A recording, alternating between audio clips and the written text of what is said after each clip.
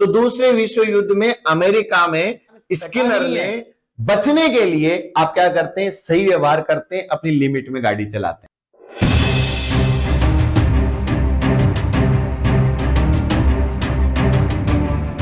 आज का जो हमारा टॉपिक है, जैसा कि आप लोग देख पा रहे हैं स्क्रीन पर, सबसे इंपॉर्टेंट और सबसे ज्यादा क्वेश्चन देने वाला पार्ट है, जिसका नाम है स्किनर का क्रिया प्रसूत अनुबंधन या स्किनर का सिद्धांत, या कभी कभी इसे स्किनर का पुनर्बलन सिद्धांत भी कहा जाता है। जब हम इस सिद्धांत की बात करते हैं तो इस सिद्धांत को समझने से पहले हमें कई चीजें जो बेसिक है साइकोलॉजी का, वो हमें समझने की कोशिश करनी है। सबसे पहले तो आप स्किनर का नाम आप सभी लोगों ने बहुत आराम से बड़े लंबे वक्त तक सुना होगा। स्किनर अमेरिकन था और स्किनर पर व्यवहारवादियों का विशेष प्रभाव पड़ा। पहले स्किनर के बारे में थोड़ा सा समझ लें कि स्किनर कहना क्या चाहता है। स्किनर एक व्यवहारवादी है और अमेरिका में व्यवहारवाद की जो वाटसन के बाद इस चीज को कंटिन्यू करने वाला अगर कोई आदमी है तो वो आपका स्किनर है। स्किनर वैसे तो जर्मन था, लेकिन जब द्वितीय विश्व युद्ध आया तो वो भाग गया, अमेरिका चला गया और वहां पर जाके उन्होंने अमेरिका को महान बना दिया। एक तरीके से बड़ा शानदार काम किया इन्होंने। स्किनर के इस सिद्धांत में हम कई इंपॉर्टेंट चीजें समझ लेंगे। अब जरा देखिएगा, ये व्यवहारवादियों द्वारा स्थापित इस परंपरा को ये आगे बढ़ाने वाला आदमी है और इस परंपरा की जो मान्यता है, इस परंपरा की मान्यता है कि प्रत्येक प्रकार का सीखना एस और आर है। प्रत्येक प्रकार का सीखना क्या है? उद्दीपक और अनुक्रिया के बीच में एक बंध है, एक बॉन्ड है, या उद्दीपक और अनुक्रिया का संयोजन है।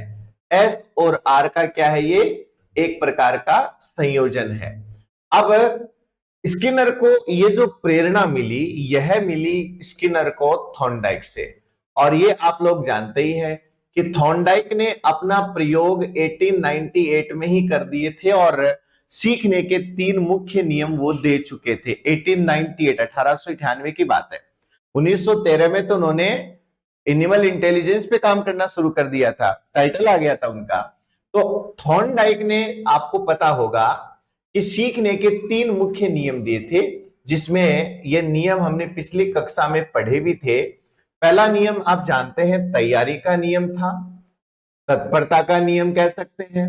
दूसरा अभ्यास का नियम, उपयोग अनुपयोग का नियम, और तीसरा नियम जो था उसे हम लोग कहते हैं प्रभाव का नियम या परिणाम का नियम या संतोष का नियम। यानी प्रभाव, परिणाम और संतोष। संतोष मतलब एक तरीके से लॉ ऑफ सेटिस्फेक्शन है कि अगर कोई प्राणी कोई अनुक्रिया करता है, अब देखिएगा 2 चीजें होती है। अगर आप पावलोव के प्रयोग को याद करें, आगे जाकर हम लोग कंपैरिजन भी करेंगे। पावलोव के प्रयोग को अगर आप याद करें तो पावलोव के प्रयोग में एक महत्वपूर्ण घटना होती है कि भोजन पहले दिया जाता है और लार बाद में बनती है। फिर भोजन के साथ घंटी को लिंक कर दिया जाता है।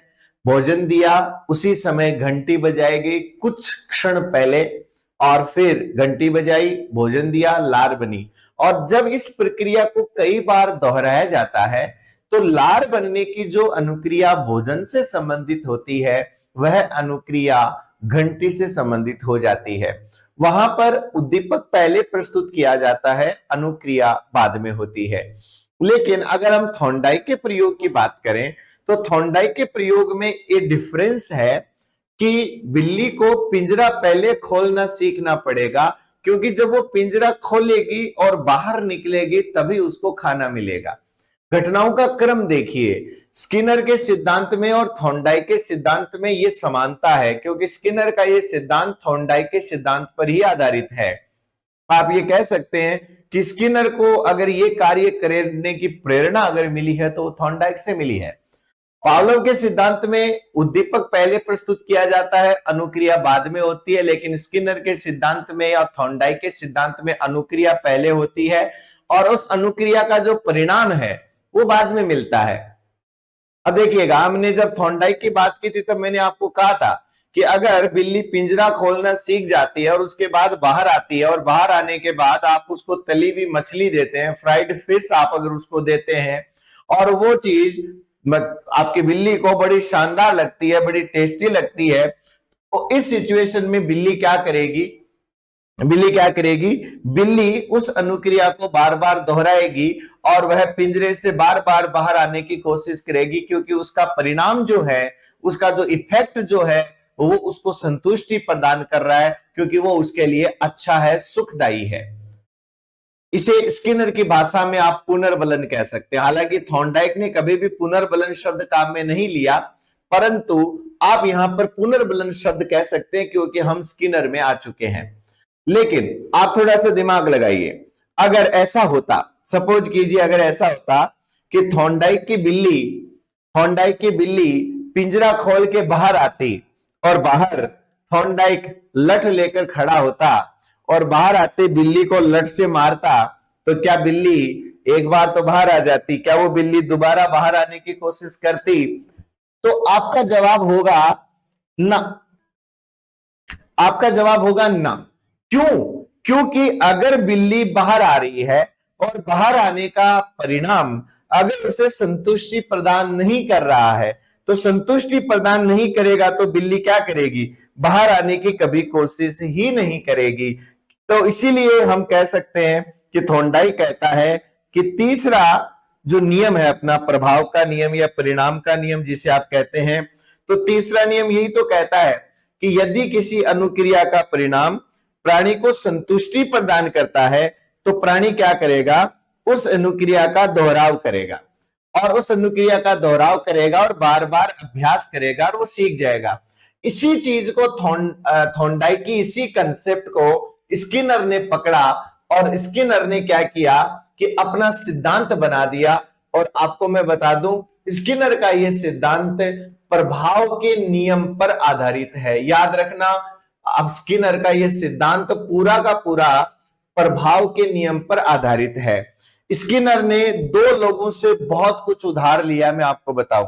एक तो इन्होंने उधार लिया है थॉर्नडाइक से, और थॉर्नडाइक के प्रभाव के नियम को ही बुनियाद मानते हुए इन्होंने अपना यह सिद्धांत पूरा का पूरा दिया है। दूसरी चीज, थॉर्नडाइक ने जिस आदमी से उधार लिया है वो आदमी है हल। हल आप जानते ही हैं, हल का सिद्धांत हम लोग पढ़ेंगे। हल का सिद्धांत जो है वो पुनर्बलन सिद्धांत कहलाता है।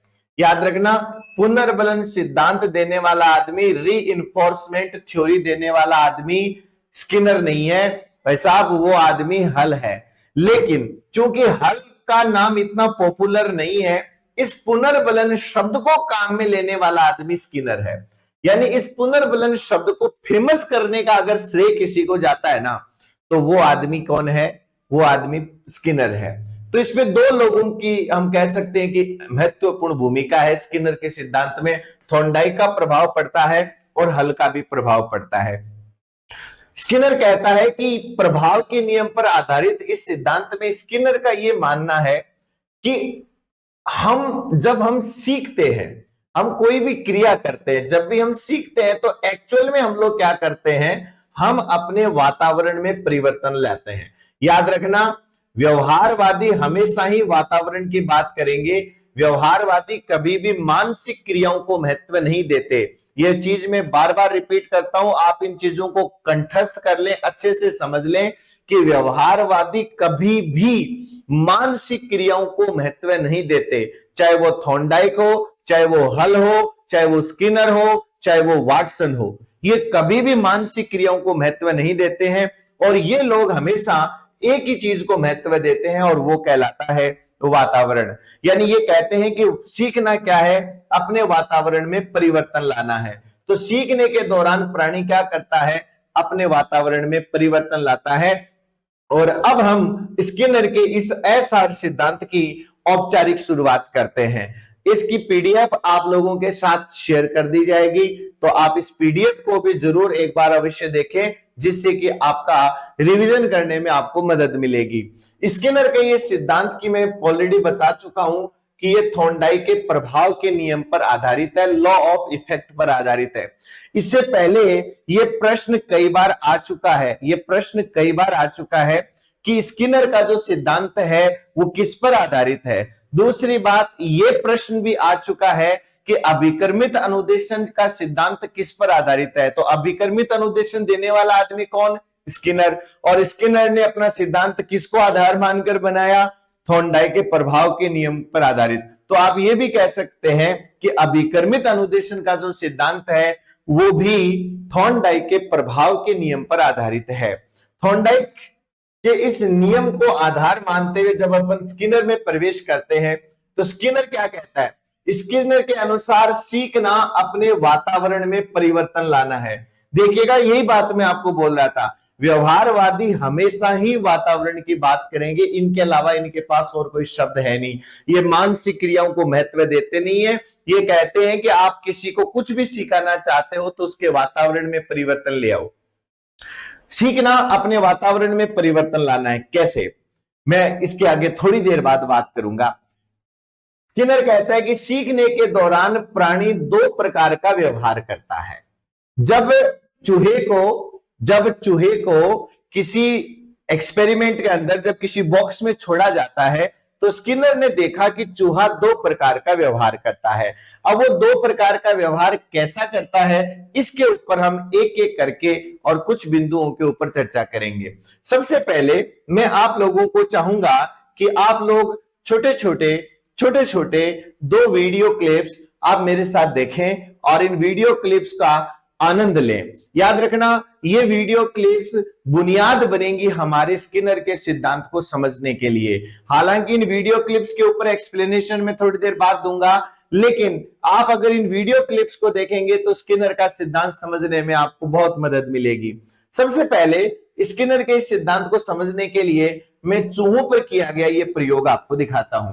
चूहों पर किया गया ये प्रयोग हमें ये बताता है कि जब यहां पर इस चूहे को छोड़ा जाता है, सबसे पहले देखिएगा आपको एक चूहा नजर आ रहा है और एक विशेष प्रकार का आपको बॉक्स नजर आ रहा है। ये जो विशेष प्रकार का बॉक्स है, ये दो प्रकार के बॉक्स स्किनर ने बनाए थे। एक बॉक्स तो स्किनर ने जो बनाया वो तो आपको बताता है चूहों पर किए गए प्रयोग के बारे में, और दूसरा जो स्किनर बॉक्स जो आपको नजर आ रहा है वो कबूतरों पर प्रयोग करने के लिए। तो कबूतरों वाले प्रयोग के लिए तो हम यूज करते हैं पिजन बॉक्स, क्योंकि पिजन यानी कबूतर होता है, और इसको रेड बॉक्स ने बोलकर इसका नाम स्किनर बॉक्स ही रखा जाता है। तो इस पे भी प्रश्न आ जाता है कभी कभी कि स्किनर बॉक्स का संबंध किससे है या पिजन बॉक्स का संबंध किससे है। अब जरा देखिएगा इस सिद्धांत में आखिर हो क्या रहा है। जब हमने चूहे को इस पिंजरे में बंद किया तो एक प्रकार से जिस प्रकार की पहेली थॉर्नडाइक ने अपने प्रयोग में बनाई, उसी प्रकार की पहेली यानी उससे मिलती जुलती पहेली स्किनर ने बनाई। स्किनर ने एक विशेष प्रकार का उपकरण बनाया और इस उपकरण के बाहर की व्यवस्था को तो आप छोड़िए, क्या होता है कैसे होता है ये पूरी की पूरी इंजीनियरिंग का इस्तेमाल है। लेकिन इस बॉक्स के अंदर क्या है कि एक विशेष प्रकार का छोटा सा बॉक्स बनाया गया। इस बॉक्स के अंदर यहां पर एक विशेष प्रकार का बड़ा ही सॉफ्ट एक उपकरण उसके अंदर लगाया गया। एक ऐसा उपकरण उसके अंदर लगाया गया जिसकी सहायता से अगर चूहा उस उपकरण को अगर थोड़ा सा भी अगर हल्का सा दबाव लगा के अगर दबा देता है तो उससे क्या होता है कि यहां पर उस चूहे को खाना मिलता है। साथ में उन्होंने एक बल्ब भी जला रखा है। ये बल्ब का भी अपना अलग महत्व है, वो भी मैं आपको बताऊंगा। जब पहली बार चूहे को इसके अंदर बंद किया गया तब चूहा भूखा था, इसीलिए चाहे थॉर्नडाइक का प्रयोग हो और चाहे पावलोव का प्रयोग हो और चाहे स्किनर का प्रयोग हो, अभिप्रेरणा पहली कंडीशन है। अगर चूहा भूखा नहीं होगा तो वो नहीं सीखेगा, वो इस बॉक्स के अंदर आकर आराम से मजे से सोएगा। इस टाइम क्लास वही ले रहा है जिसको जरूरत है, बाकी मजे से आराम से खाना खा के कूलर चला के सो रहे हैं। कहने का मतलब मेरा यह है कि सबसे पहली चीज होती है अभिप्रेरणा। अगर किसी भी प्राणी में, मनुष्य हो चाहे कोई प्राणी हो, अगर वह कुछ कार्य करने के लिए अभिप्रेरित है तो ही वह कुछ सीखने की कोशिश करेगा। अब हमने क्या किया, इस चूहे को जब इसके अंदर छोड़ा तो इसको नहीं पता था कि मुझे करना क्या है। हाँ, ये भूखा था, तनाव में था, क्योंकि भूखा जो प्राणी होता है वो अभिप्रेरित व्यवहार करता है, और अभिप्रेरणा तनाव या उद्वेलन की अवस्था मानी जाती है, जो मोटिवेशन के चैप्टर में हम लोग पढ़ेंगे। अब ये चूहा चूंकि भूखा है, इसलिए बार बार ये कोशिश कर रहा है कि क्या करूं क्या करूं क्या करूं, क्या खाऊं, ऐसे कर रहा है वो। और ये उपकरण भी इस हिसाब से बनाया गया कि चूहे जब खड़े होते हैं तो आगे के दो पैर ऐसे कर लेते हैं जैसे खरगोश करता है, और इनकी पैरों की हाइट के बराबर ही एक सॉफ्ट सा लीवर लगा दिया गया। अब घूमते घूमते संयोग से ऐसा हुआ, संयोग से, मैं वर्ड मेरा समझ लेना आप लोग, संयोग से ऐसा हुआ कि ये लीवर दब गया। अब जैसे ये लीवर दबा तो चूहे को बिल्कुल बगल में एक कटोरी लगी हुई है, उसमें बाहर एक मशीन है जो लीवर दबने पर खाना गिराती है। खाना गिरा, अब भूखे चूहे को जब खाना मिलेगा तो क्या होगा, उसकी भूख बढ़ेगी। आप खुद सोचिए, अगर आपको बहुत तेज भूख लग रही हो और आपको अगर एक चपाती दे दी जाए तो क्या होगा, एक चपाती खाने के बाद आपकी भूख शांत न होकर आपकी भूख और तेज हो जाएगी, आपको ज्यादा तेज भूख लगेगी। और यही स्किनर के इस चूहे के साथ हुआ, जैसे ही उसको गोली मिली उसकी भूख और तेज हो गई, वह और ज्यादा अभिप्रेरित हो गया। स्किनर ने इस प्रकार लीवर दबने पर मिलने वाले खाने का नाम पुनर्बलन दिया। यही काम हो रहा है, देखिए यहां लीवर दबाने की अनुक्रिया पहले हो रही है, उसको खाने की गोली का लालच नहीं दिया गया। पावलोव के प्रयोग की तरह हमने उसको खाना देकर लार नहीं बनाई है, यहां लीवर दबाने की अनुक्रिया पहले हो रही है और खाना उस अनुक्रिया के परिणाम स्वरूप बाद में मिल रहा है। जैसे आप लोग पढ़ाई पहले करते हो, एग्जाम में पास बाद में होते हो, सिलेक्शन बाद में होता है, पढ़ाई पहले होती है। तो आप लोग जो तैयारी कर रहे हो वो सारी की सारी स्किनर के सिद्धांत पर आधारित पढ़ाई आप कर रहे हैं। ऐसा थोड़ी है कि कोई अपॉइंटमेंट लेकर राजस्थान लोक सेवा आयोग वाला अपॉइंटमेंट लेकर खड़ा है कि आजा पढ़ ले, आजा ले ले, ऐसा कोई नहीं है। हमें पता है कि अनुक्रिया करनी पड़ेगी और अनुक्रिया का परिणाम हमें बाद में मिलेगा। परिणाम क्या मिलेगा ये हमें भी नहीं पता। जब चूहे ने पहली बार लीवर दबाया, चूहे को पता था कि इस लीवर को दबाने से क्या होगा, नहीं पता था। अनुक्रिया का भी नहीं पता था। ये तो पहली बार संयोग से हुआ, दूसरी बार फिर संयोग हुआ, तीसरी बार, चौथी बार। जब ये संयोग बार बार हुआ तब चूहे के समझ में आया कि हो ना हो, इस लीवर को दबाने से मुझे खाना मिलता है। और जब इस चीज को बार बार दोहराया गया तो क्या हुआ कि इस अनुक्रिया यानी लीवर दबाने की अनुक्रिया और मिलने वाले भोजन यानी उद्दीपक यानी पुनर्बलन के बीच में एक कनेक्शन बन जाता है, जिसे थॉर्नडाइक की भाषा में साहचर्य बोलते हैं या बॉन्ड बोलते हैं। वैसा ही बॉन्ड अनुक्रिया और उद्दीपक के बीच में यहां बनता है और सीखने के बाद चूहा कुछ इस प्रकार का व्यवहार करता है। इस प्रयोग को देखेंगे तो आपको बहुत अच्छे से समझ में आएगा कि जैसे ये लाइट जलती है, जैसे ये लाइट जलती है, चूहा लीवर दबाता है, उसको यहां खाना मिलता है। ये सीखने के बाद का वीडियो मैं आपको दिखा रहा हूं। सीखने के दौरान का वीडियो तो बहुत लंबा हो जाएगा, क्योंकि इतना वक्त भी कक्षा में नहीं होता कि हम 15-20 मिनट खाली एक छोटे से वीडियो को देखने में लगा दें। इसलिए मैंने कुछ सेकंड का वीडियो आप लोगों के लिए रखा, जिससे कि आप ये समझ सकें कि सीखने के बाद चूहे का व्यवहार कैसा है। बिल्कुल एक एक्सपर्ट की तरह वो काम कर रहा है। ये सीखने के बाद की स्थिति है। इस प्रकार का जो प्रयोग जो चूहों पर किया गया, जिस एपरेटस में, जिस उपकरण में ये प्रयोग किया गया, वो क्या है आपका स्किनर बॉक्स। तो देखिए कितना इंटेलिजेंट तरीके का व्यवहार चूहा यहां पर कर रहा है। ये सीखने के बाद की स्थिति है। ठीक ऐसा ही प्रयोग स्किनर के इस प्रयोग में कबूतरों पर किया गया। ये श्रीमान स्किनर हैं जो अपने प्रयोग का विवरण भी दे रहे हैं और लोगों के सामने इस प्रयोग को करके दिखा रहे हैं, डेमो दे रहे हैं। ये एक स्पेशल प्रकार का उपकरण बनाया गया है कबूतरों के लिए। इसे नाम दिया गया पिजन बॉक्स। पिजन बॉक्स में आपको मैं बता दूं, प्राणी की जो मूल प्रवृत्ति है उसको ध्यान में रखते हुए हमेशा काम किया जाता है। जैसे हमें पता है कि बिल्ली जब किसी चीज को खोलने की कोशिश करेगी तो बिल्ली क्या करेगी, अपने पंजे मारेगी, हाँ या ना। बिल्ली क्या करेगी, अपने पंजे मारेगी। मैं इस वीडियो में आऊंगा, अभी थोड़ा सा रुकिएगा आप लोग। वही चीज अगर मैं चूहों पर बताऊं तो चूहों की प्रवृत्ति क्या होती है कि वो आगे के दोनों जो पंजे होते हैं वो यूं ऐसे करके खड़े हो जाते हैं। कभी भी देखना आप चूहे को, वो ऐसे खड़े होते हैं।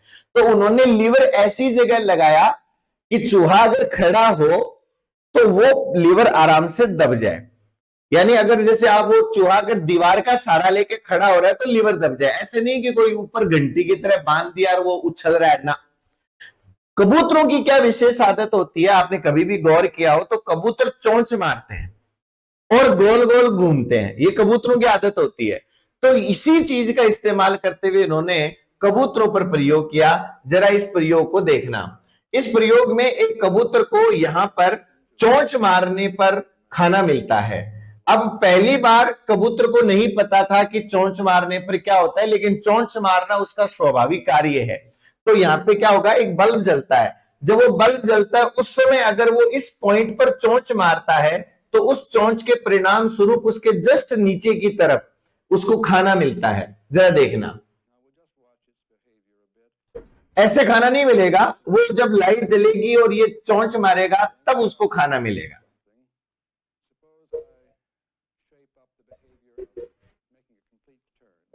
इसमें दो चीजें उसको सिखाई जाती है, एक तो चोंच मारना, एक गोल गोल घूमना, टैक एंड टर्न। तो ये दोनों चीजें स्किनर के इस प्रयोग में बहुत अच्छे से समझाई गई है। हमें ये बताने की कोशिश की गई है कि किस प्रकार हम पुनर्बलन द्वारा प्राणियों को कुछ भी सिखा सकते हैं। आपको आनंद आएगा यह सुनकर कि स्किनर ने अपने इस सिद्धांत के अंदर इतनी सारी चीजें बताई है हमें कि हम स्किनर के इस सिद्धांत को बहुत जगह हम प्रैक्टिकल लागू होते हुए देखते हैं।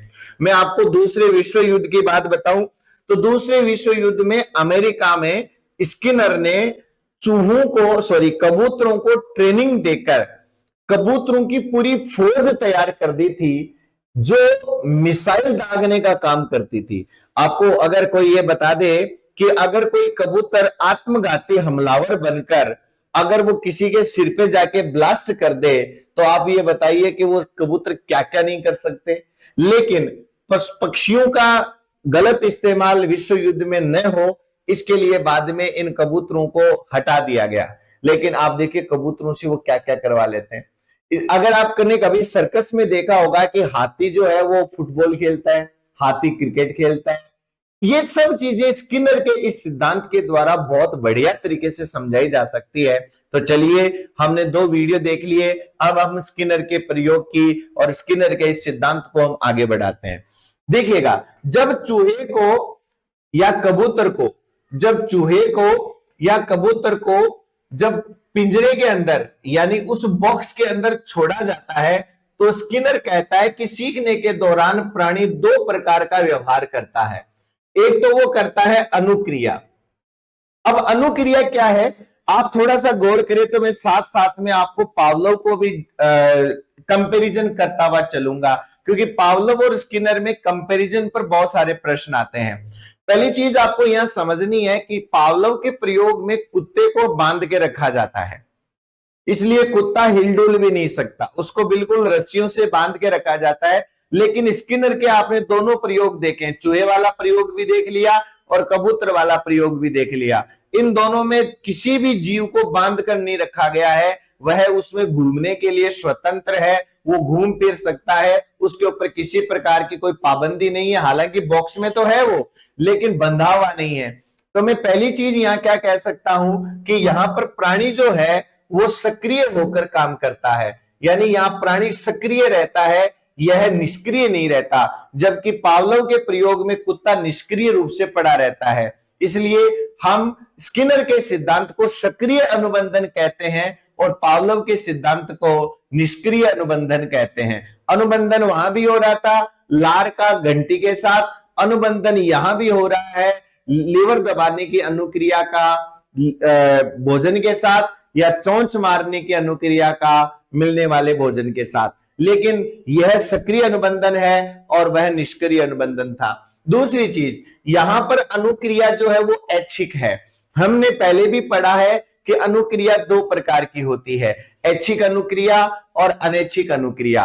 अनैच्छिक अनुक्रियाएं जिसे हम प्रतिवर्त कहते हैं, ये स्वतः है, यानी ऑटोनोमस नर्वस सिस्टम जो हमारी बॉडी का एएनएस होता है वहां से वो कंट्रोल होता है, और वह अनुक्रिया स्वतः होती है, इस पर हमारा कोई नियंत्रण नहीं होता है। जैसे गर्म लगने पर हमारे हाथ का अलग हो जाना, आंख में हवा या कुछ गिर जाने पर अपने आप आंख का बंद हो जाना, खाना पचना, हृदय धड़कना, लार बनना, ये सारी अनैच्छिक अनुक्रियाएं हैं। इसीलिए पावलोव का जो सिद्धांत है वो अनैच्छिक अनुबंधन का उदाहरण है या प्रतिवर्त अनुबंधन का उदाहरण है, क्योंकि लार बनना एक अनैच्छिक और प्रतिवर्त है। लेकिन स्किनर के प्रयोग में लीवर दबाना, इसमें कहीं पर भी चूहा मजबूर नहीं है लीवर दबाने के लिए, ये उसकी इच्छा है कि वो लीवर दबाए ना दबाए। स्किनर के प्रयोग में कबूतर चोंच मारे ना मारे, उसकी मर्जी है। इसलिए यहां पर प्राणी जो अनुक्रिया करता है वो ऐच्छिक अनुक्रिया करता है और सक्रिय होकर करता है। इसलिए याद रखना कि यहां जो अनुक्रिया है वो पहली चीज तो कि अनुक्रिया ऐच्छिक है, और दूसरी चीज कि यह प्राणी के नियंत्रण में है और वह सक्रिय होकर अपनी इच्छा होने पर ही करेगा। और इच्छा के अनुसार काम कब होता है? जब अभिप्रेरणा होती है। लार तो अपने आप ही बन जाएगी, लेकिन लीवर तभी बनेगा जब अभिप्रेरणा होगी। यही वजह है कि स्किनर ने अभिप्रेरणा को सीखने का राजमार्ग बोला है। अगर यही चूहा या यही कबूतर, अगर इनका पेट भरा हुआ होता ना, बाय गॉड कुछ नहीं करते ये, इसलिए इनको पहले भूखा रखा गया ताकि ये अभिप्रेरित होकर व्यवहार करें। अब देखिए क्या होता है, ये बड़ा इंपॉर्टेंट वर्ड है क्रिया प्रसूतता, या इसे अंग्रेजी में बोलते हैं ऑपरेंट। कभी कभी हिंदी में भी डायरेक्ट ऑपरेंट बोल दिया जाता है। ये बहुत बड़ी चीज है जो मैं यहां काम में ले रहा हूं। देखिए क्या हुआ, सबसे पहली बार जब संयोग से लीवर दबा, संयोग से दबा, तो उसके परिणाम स्वरूप जो खाना मिला वह खाना क्रिया प्रसूत का कार्य करता है, ऐसा स्किनर कहता है। स्किनर कहता है कि किसी अनुक्रिया का जो परिणाम है, जो परिणाम उसको अच्छा लगता है, तो वह उसकी क्रियाशीलता को बढ़ा देता है। तो क्रिया प्रसूत का मतलब क्या है? अनुक्रिया को जन्म देना। प्रसूत शब्द आप जानते ही हैं, जन्म देने वाली माता क्या कहलाती है? प्रसूता। आपको ध्यान होगा प्रसूता शब्द आप सुनते रहते हैं। प्रसूत का मतलब होता है जन्म देना, तो अनुक्रिया यहां जन्म ले रही है। मैंने आपको याद कीजिए, शुरू में मैंने उद्दीपक और अनुक्रिया के बीच में संबंध बताते इसमें मैंने कहा था कि कोई उद्दीपक तीन काम कर सकता है। वह किसी अनुक्रिया को जन्म दे सकता है, वह किसी अनुक्रिया को प्रारंभ कर सकता है, और वह किसी अनुक्रिया के परिणाम स्वरूप भी प्राप्त हो सकता है। तो यहां पर अनुक्रिया जन्म ले रही है, क्योंकि लीवर दबाना कोई सीखी हुई अनुक्रिया नहीं है। कोई भी चूहा लीवर दबाना सीख कर पैदा नहीं होता, उसे हमने सिखाया है, उस पिंजरे में बंद करके हमने उसे सिखाया है। जैसे थॉर्नडाइक के प्रयोग में बिल्ली ने भी पिंजरे को यानी पजल बॉक्स को खोलना सीखा है, तो वहां पर भी क्रिया प्रसूतता काम में आ रही है। लेकिन थॉर्नडाइक ने ये शब्द काम में नहीं लिए, ये शब्द स्किनर ने काम में लिए। तो क्रिया प्रसूत का मतलब होता है अनुक्रिया को जन्म देना, अर्थात जो अनुक्रिया की दर को बढ़ा दे। तो क्या होता है, जब पहली बार चूहा लीवर दबाता है, उसको जो खाने की गोली मिलती है, तो मिलने वाली जो गोली है वो उस चूहे की क्रियाशीलता को, उसकी एक्टिविटी को बूस्ट करती है, एक्टिविटी को बढ़ा देती है, जिससे कि चूहा बार बार लीवर दबाने की अनुक्रिया करे। अर्थात प्राणी को मिलने वाला पुनर्बलन क्रिया प्रसूत का कार्य करता है। किसी भी सही अनुक्रिया के बाद उसका जो परिणाम आता है, जो प्रभाव उसका पड़ता है, उसके कारण प्राणी की क्रियाशीलता बढ़ जाती है और वह और अधिक एक्टिव होकर काम करता है। तो स्किनर के सिद्धांत में जो बेसिक बातें हैं वो तीन हैं। पहली चीज ये प्रभाव के नियम पर आधारित है। दूसरा, इसमें जो अनुक्रिया होती है वो ऐच्छिक होती है, वह अनुक्रिया जो होती है वो प्राणी के नियंत्रण में होती है और प्राणी सक्रिय होकर सीखता है। और तीसरी चीज क्रिया प्रसूतता यानी ऑपरेंट। ऑपरेंट का मतलब है कि जो अनुक्रिया की जाती है, उस अनुक्रिया का जो परिणाम जो चूहे को मिलता है, वह परिणाम क्रिया प्रसूत का कार्य करता है। अर्थात अनुक्रिया का परिणाम क्रियाशीलता को बढ़ा देता है या फिर प्राणी की सक्रियता को बढ़ा देता है।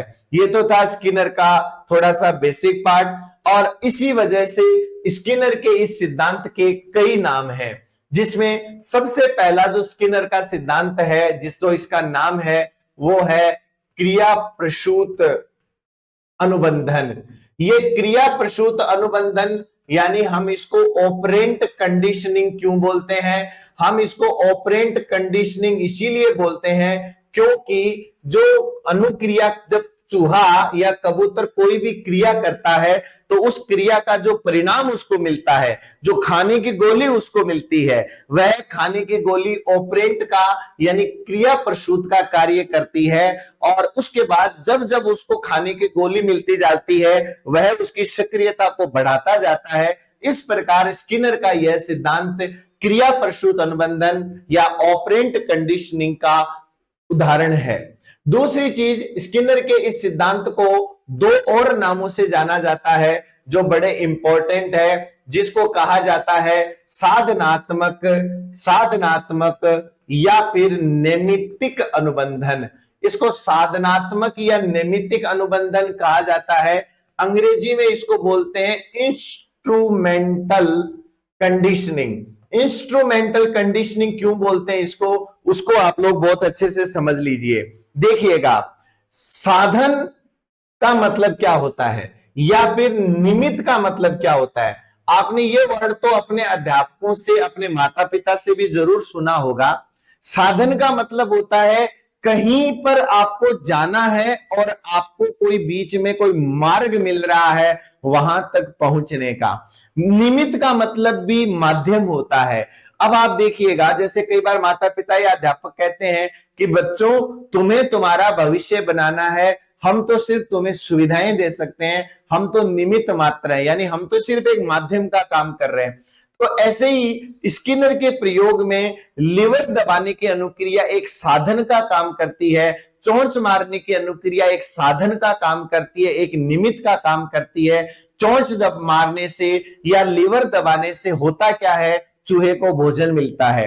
तो उस उद्दीपक को प्राप्त करने के लिए जो अनुक्रिया की जा रही है लीवर दबाने की या चोंच मारने की, वह अनुक्रिया एक साधन का काम करती है, एक निमित्त का काम करती है। और यही वजह है कि स्किनर का यह सिद्धांत साधनात्मक अनुबंधन यानी नैमित्तिक अनुबंधन यानी निमित्त का अनुबंधन यानी इंस्ट्रूमेंटल कंडीशनिंग कहलाती है, क्योंकि ये एक प्रकार का इंस्ट्रूमेंट ही है। लीवर दबाना एक प्रकार का इंस्ट्रूमेंट है। इंस्ट्रूमेंट का वैसे दूसरा अर्थ, एक तो उपकरण होता है और दूसरा इंस्ट्रूमेंट का अर्थ होता है किसी चीज को पाने के लिए कोई साधन होता है, वो भी इंस्ट्रूमेंट होता है। तो यह एक प्रकार का साधनात्मक अनुबंधन है। तीसरी चीज कि यहां पर जो चूहा है वो सक्रिय होकर अपना कार्य करता है, इसलिए यह एक प्रकार का सक्रिय अनुबंधन है। जबकि पावलोव के सिद्धांत को अगर आपने वैसे पढ़ा है, और अगर आपने नहीं पढ़ा है तो मेरे पहले के वीडियोस आप लोग देख लेना।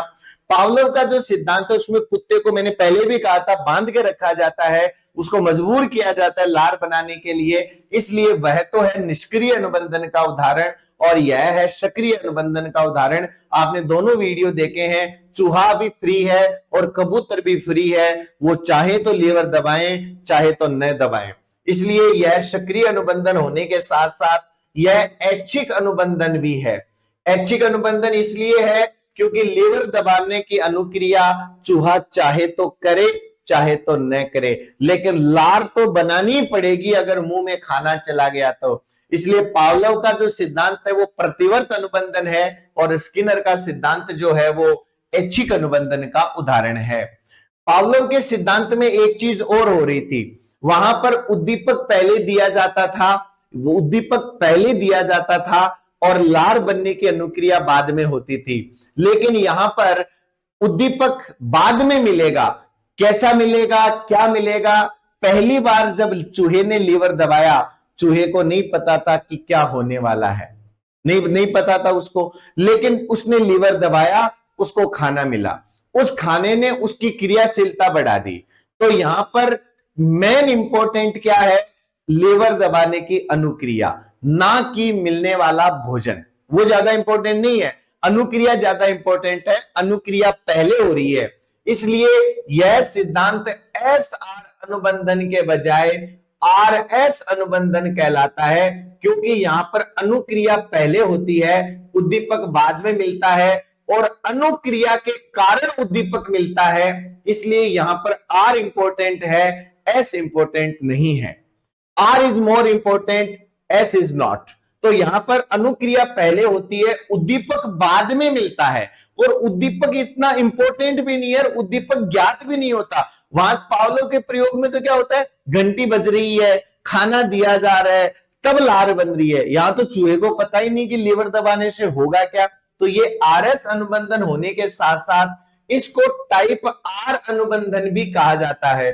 टाइप आर अनुबंधन इसलिए कहा जाता है क्योंकि आर यानी अनुक्रिया ज्यादा इंपॉर्टेंट है, जबकि पावलोव का सिद्धांत जो है वो टाइप एस अनुबंधन कहलाता है, क्योंकि वहां पर उद्दीपक ज्यादा महत्वपूर्ण होता है, उद्दीपक को जैसे चाहे कंट्रोल किया जा सकता है, यहां अनुक्रिया कंट्रोल में होती है, इसलिए यह टाइप आर अनुबंधन कहलाता है। और टाइप आर अनुबंधन होने के कारण इसे अनुक्रिया अनुबंधन भी कह दिया जाता है। क्या कहा जाता है? अनुक्रिया अनुबंधन, क्योंकि आर का मतलब अनुक्रिया होती है, और वो था क्या? उद्दीपक अनुबंधन, और ये है अनुक्रिया अनुबंधन।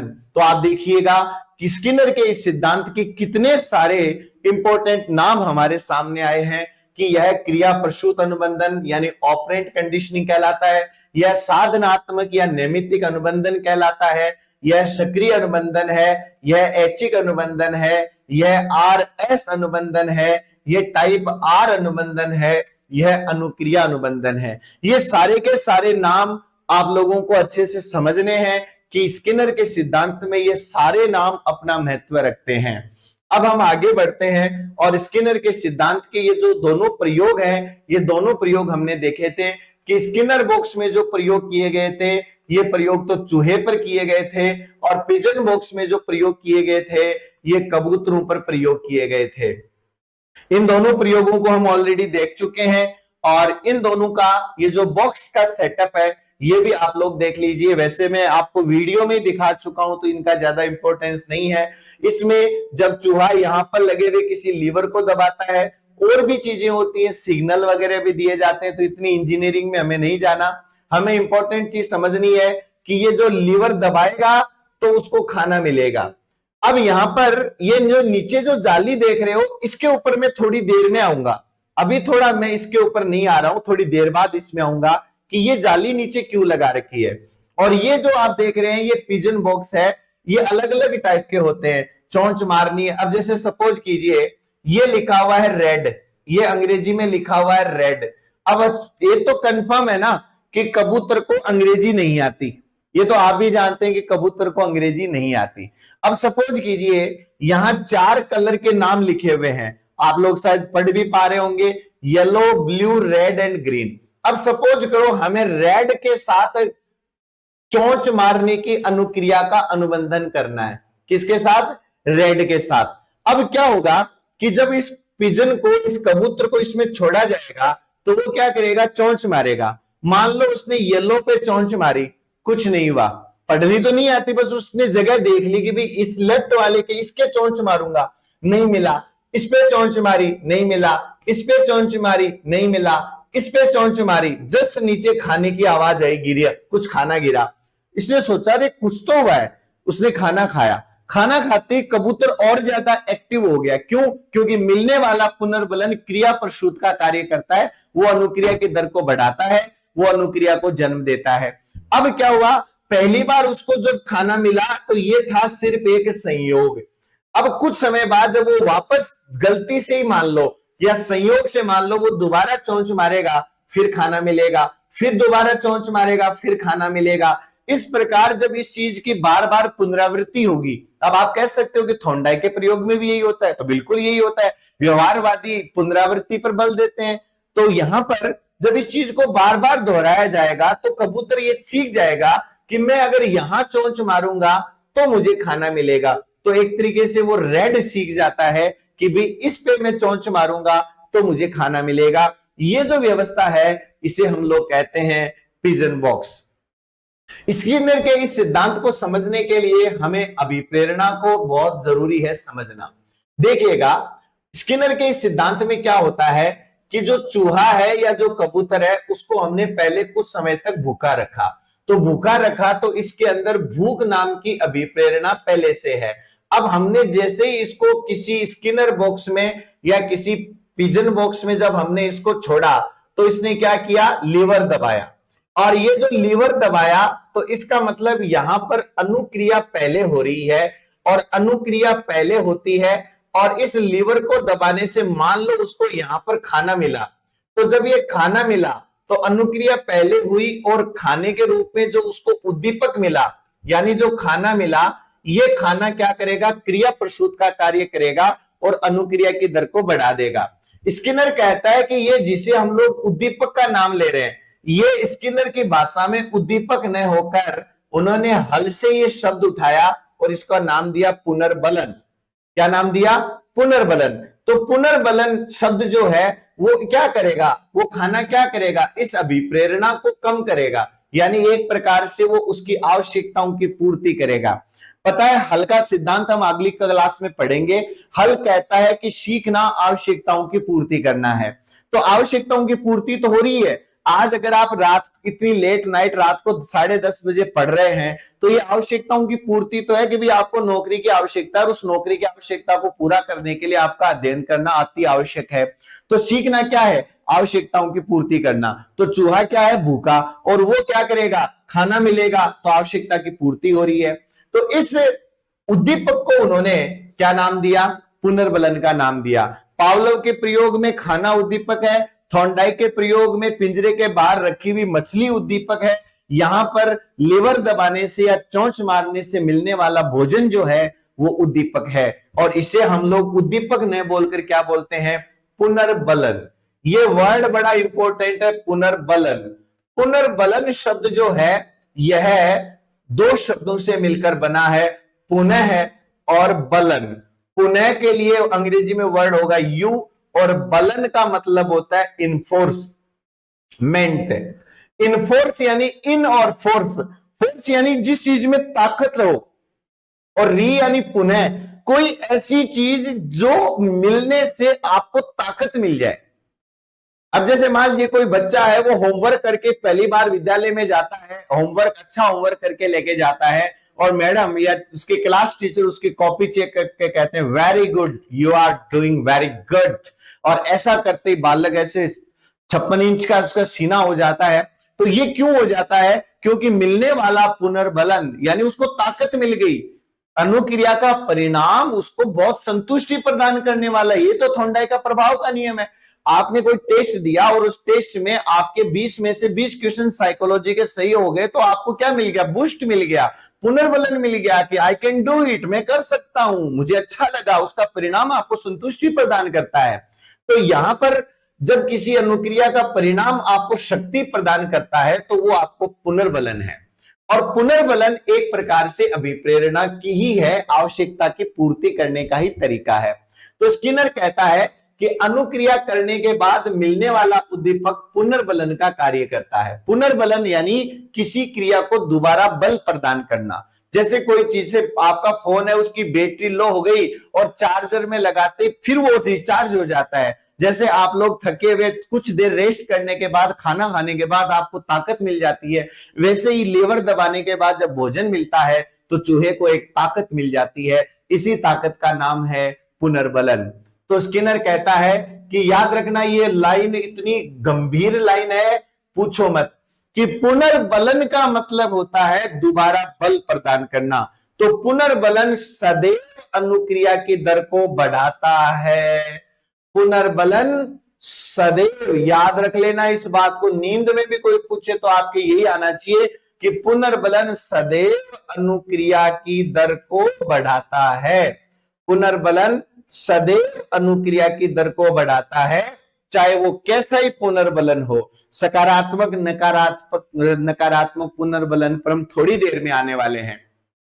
पुनर्बलन चाहे कैसा भी हो, वो हमेशा अनुक्रिया की दर को बढ़ाता है, जबकि अनुक्रिया के बाद मिलने वाला दंड अनुक्रिया की दर को कम करता है।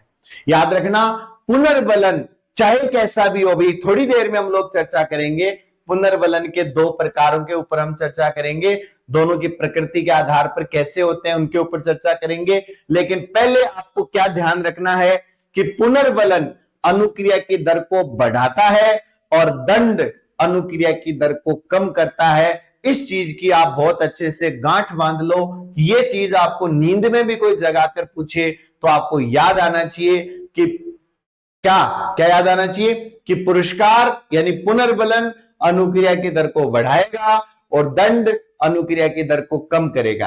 अब क्या तो पुनर्बलन होता है और क्या दंड होता है, इसके ऊपर हम लोग चर्चा करेंगे।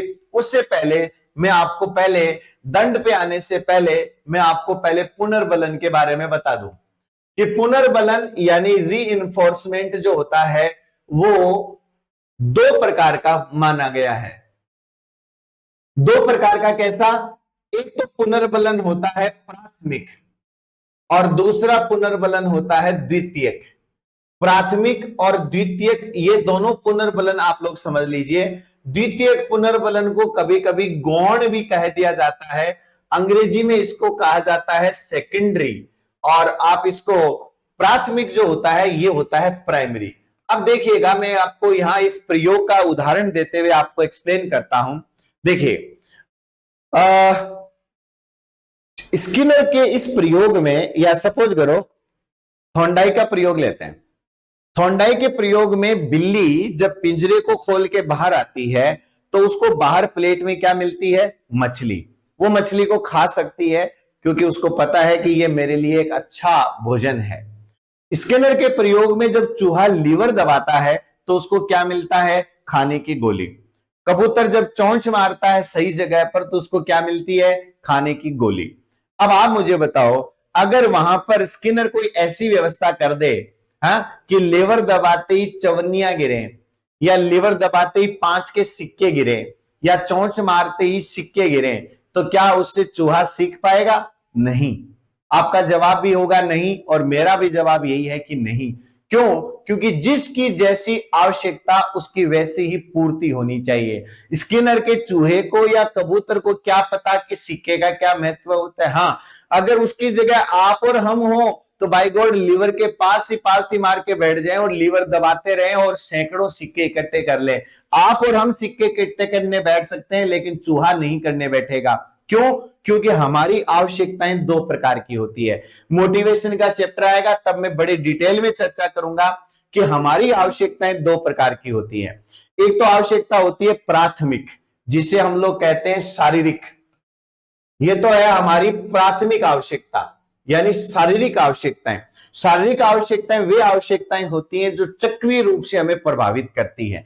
ये वो आवश्यकताएं होती हैं जो हमें शारीरिक रूप से जिंदा रहने के लिए आवश्यक है, जैसे भोजन, पानी, नींद, विश्राम, काम आदि। दूसरी जो आवश्यकताएं होती है ये होती है द्वितीयक। इन्हें कहा जाता है मनोसामाजिक।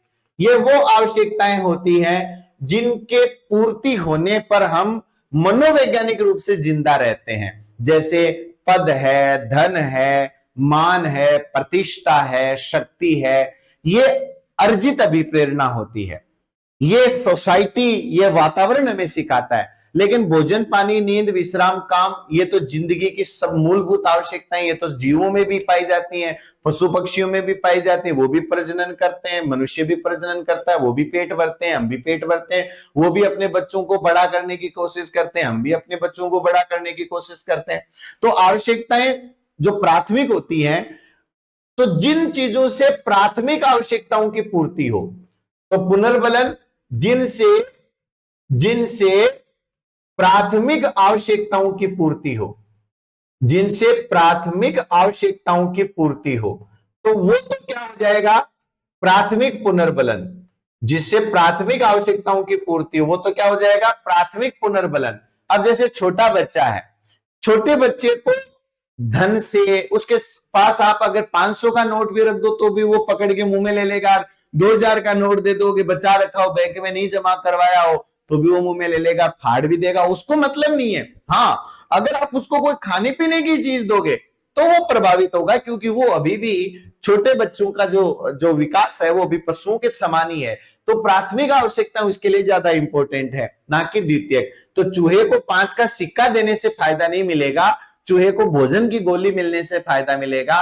और आप और हम अगर उस प्रयोग में और वहां पर अगर हमें कोई खाने की टिकिया मिले तो हमारे ऊपर उससे ज्यादा प्रभाव पड़ेगा। अगर वहां हमें 5 का सिक्का मिले, हम तो सिक्के इकट्ठे करने में लग जाएंगे। तो जिनसे प्राथमिक आवश्यकताओं की पूर्ति हो वो तो प्राथमिक पुनर्बलन, और जिनसे द्वितीयक आवश्यकताओं की पूर्ति हो, ऐसा कोई भी पुनर्बलन जिससे द्वितीयक आवश्यकता की पूर्ति हो, तो वो क्या कहलाया जाएगा? द्वितीयक पुनर्बलन।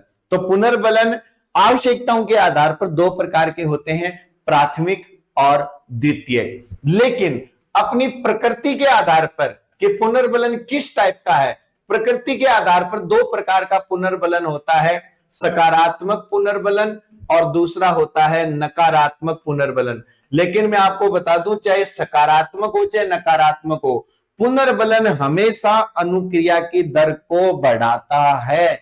मैं कह रहा हूं, नींद में भी कोई पूछे तो याद रखना कि पुनर्बलन चाहे सकारात्मक हो चाहे नकारात्मक हो, पुनर्बलन हमेशा अनुक्रिया की दर को बढ़ाएगा। सकारात्मक पुनर्बलन वो होता है जिसे पाने के लिए अनुक्रिया की दर बढ़ाई जाती है, और नकारात्मक पुनर्बलन वह होता है जिससे बचने के लिए, अब देखो, सकारात्मक को तो आप पाने के लिए कोशिश करोगे है? और नकारात्मक पुनर्बलन हो गया कि इससे बचने के लिए अनुक्रिया की दर बढ़ाओगे। दोनों स्थितियों में अनुक्रिया की दर तो बढ़ेगी, बस एक जगह पाना है और एक जगह बचना है। अब जैसे उदाहरण के तौर पर मान लो आप एक एज ए मेल, आप एक लड़के हो और आपने घर वालों को कहा कि मैं तो उससे शादी करूंगा, उससे। घर वालों ने कहा सुन, तेरे को इतनी बड़ी बातें आ रही ना, पहले नौकरी लग, और जिस दिन तू नौकरी लग गया ना उस दिन हम चले जाएंगे उनके घर तेरी बात करने। अब आप लग गए, दिन रात एक कर दी, पढ़ रहे जबरदस्त तरीके से। क्यों? कुछ पाना है, कुछ पाने के लिए कुछ करना पड़ता है। सकारात्मक पुनर्बलन। चूहा लीवर दबा रहे हैं, गोली मिल रही है, लीवर दबाया, गोली मिली, गोली गोली, और गोली को पाने के लिए वो क्या करता है? अनुक्रिया की दर बढ़ा देता है। क्या है? सकारात्मक पुनर्बलन। हाँ, आप तैयारी कर रहे हो नौकरी पाने के लिए, सकारात्मक पुनर्बलन, कुछ मिलेगा। सकारात्मक पुनर्बलन का मतलब क्या है? कुछ मिलेगा और मैं अनुक्रिया की दर बढ़ा रहा हूं। बच्चे को क्वेश्चन का जवाब बच्चे ने दिया, टीचर ने कहा वेरी गुड, शाबाश, पुनर्बलन तो है। हाँ, शाबाशी से पेट नहीं भरेगा। देखो, अब देखो, यही तो इंटरेस्टिंग बात है। अगर स्किनर का चूहा लीवर दबाए और वहां बगल में खड़ा स्किनर बोले well done, very good, very good, तो चूहा क्या करेगा? अरे बोलेगा, अरे खाने की गोली दो, क्या करूंगा तुम्हारी शाबाशी का, तुम्हारी शाबाशी से मेरा पेट नहीं भरता है। लेकिन कक्षा में अगर मान लीजिए कोई बच्चा है और वो बच्चा बहुत अच्छा क्वेश्चन करके ला रहा है, जवाब दे रहा है, और टीचर उसको कहते हैं ये ले पराठे का बाइट ले, तो वो बोलेगा नहीं नहीं, क्या करूंगा मैं लाया हूं मेरा टिफिन। वहां पर बच्चे को क्या चाहिए? सेकेंडरी पुनर्बलन। वहां पर उसकी शाबाशी हो, उसकी पीठ थपथपाई जाए, उसको नोटबुक में वेरी गुड मिले, या उसकी प्रशंसा हो, उसकी बात घर तक जाए, कक्षा में उसका मान सम्मान बढ़े। तो सबकी अपनी अपनी आवश्यकताएं होती हैं। तो एक तो वो जिसे पाने के लिए अनुक्रिया की दर बढ़ाई जाए, वो तो है सकारात्मक पुनर्बलन, और नकारात्मक पुनर्बलन वो है जिससे बचने के लिए अनुक्रिया की दर बढ़ाई जाए। अब इस नकारात्मक पुनर्बलन में बड़ी कंफ्यूजन होती है बच्चों को, इसलिए मैंने आपको कहा था कि ये जो जाली वाला जो है ना, ये मैं अब आऊंगा। अब देखो जाली में क्या होगा, ये जो नीचे जाली है इसमें हल्का हल्का करंट प्रवाहित किया जाता है। अब देखो, मैंने प्रारंभ में एक वीडियो दिखाया था आपको। अब देखो, सपोज करो कि ये जो चूहा है, मान लो ये चूहा भूखा है। अब ये भूखा चूहा है, तब तो क्या करेगा? ये खाने को पाने के लिए लीवर दबाना शुरू कर देगा और ये सीख भी जाएगा। अब अगर सपोज करो ये चूहा भूखा होता, सॉरी पेट भरा हुआ होता, तो ये क्या करता? सोता, आराम से मजे से सोता। इसको लीवर दबाने से कोई मतलब नहीं है, क्योंकि इसको भूख नहीं है। अब अगर इसमें हल्का सा करंट प्रवाहित किया जाएगा तो जरूर चूहा उछलेगा, और उछलेगा क्यों? क्योंकि वो करंट से बचना चाहता है, और वो बचने के लिए क्या करेगा, वो उछल कूद करेगा, और संयोग से लीवर दब गया, और लीवर दबते ही झटके लगने बंद हो गए, चूहे को आराम आया, आहा बच गए भाई। फिर क्या होगा, थोड़ी देर बाद फिर करंट प्रवाहित होगा, फिर वो उछलेगा, संयोग से फिर लीवर दबेगा, फिर झटके लगने बंद हो जाएंगे। जब इस क्रिया को बार बार दोहराया जाएगा तो चूहा समझ जाएगा। मैंने ऑलरेडी शुरू की कक्षा में एक वीडियो दिखाया था, आप देख लेना, कि अब चूहा सीख गया, ये बात है, लीवर दबाने से झटके लगने बंद हो जाते हैं। अब क्या करेगा, करंट आया लीवर दबाया, करंट आया लीवर दबाया। अब की बार भी चूहा लीवर दबाना सीख रहा है, लेकिन अब की बार कुछ पाने के लिए नहीं, किसी चीज से बचने के लिए। तो अगर आप किसी चीज को पाने के लिए अनुक्रिया की दर बढ़ा रहे हो तब तो है सकारात्मक पुनर्बलन, और किसी चीज से बचने के लिए अनुक्रिया की दर बढ़ा रहे हो तो वो है नकारात्मक पुनर्बलन। तो पुनर्बलन चाहे सकारात्मक हो या नकारात्मक हो, ये क्या करता है, वांछित व्यवहार, जो आप चाहते हो उस व्यवहार की बात कर रहा हूं, वांछित व्यवहार की अनुक्रिया की दर बढ़ाता है। याद रखना, वांछित व्यवहार की अनुक्रिया की दर बढ़ाएगा, ये देख लेना, आप समझ लेना, वांछित व्यवहार की अनुक्रिया की दर बढ़ाएगा। अब जैसे सपोज कीजिए कि आप मान लीजिए, अब देखो दंड में और इसमें कंफ्यूजन होती है, दंड में और नकारात्मक पुनर्बलन में कंफ्यूजन होती है। दंड अलग चीज है, पुनर्बलन अलग चीज है। पुनर्बलन हमेशा वांछित व्यवहार की अनुक्रिया को बढ़ाएगा, सकारात्मक होगा तो पाने के लिए बढ़ाएगा, और नकारात्मक होगा तो बचने के लिए अनुक्रिया की दर को बढ़ाएगा।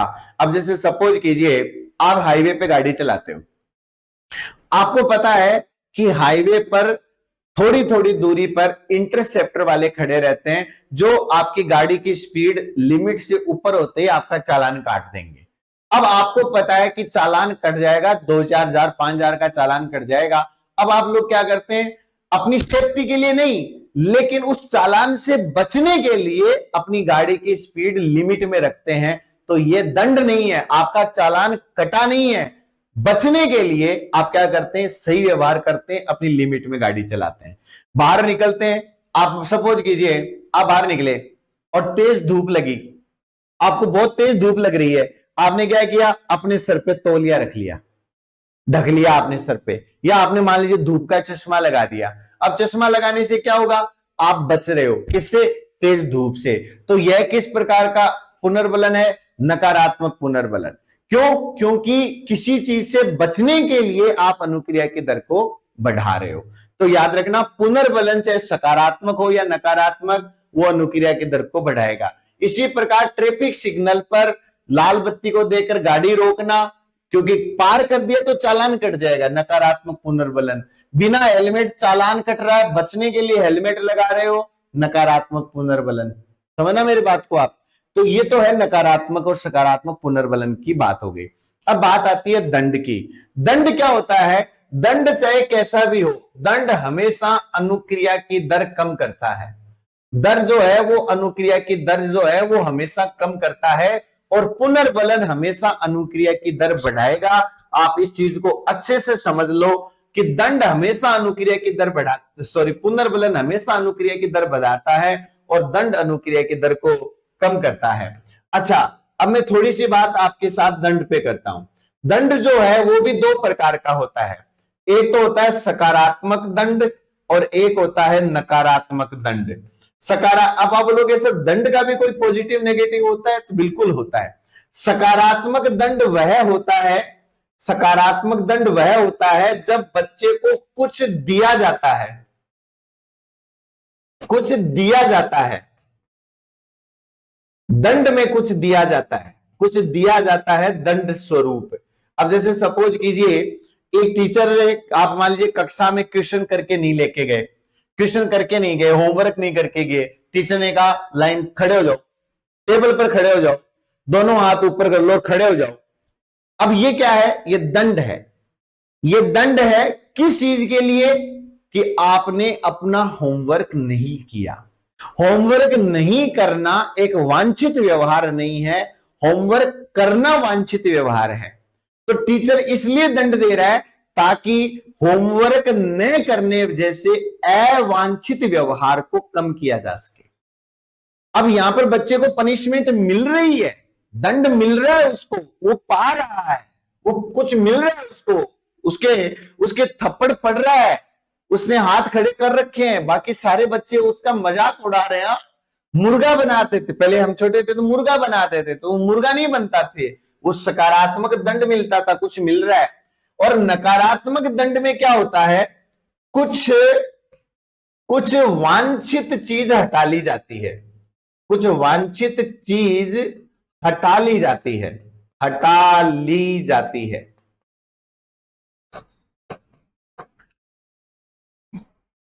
देखो मेरी बात ध्यान से समझना,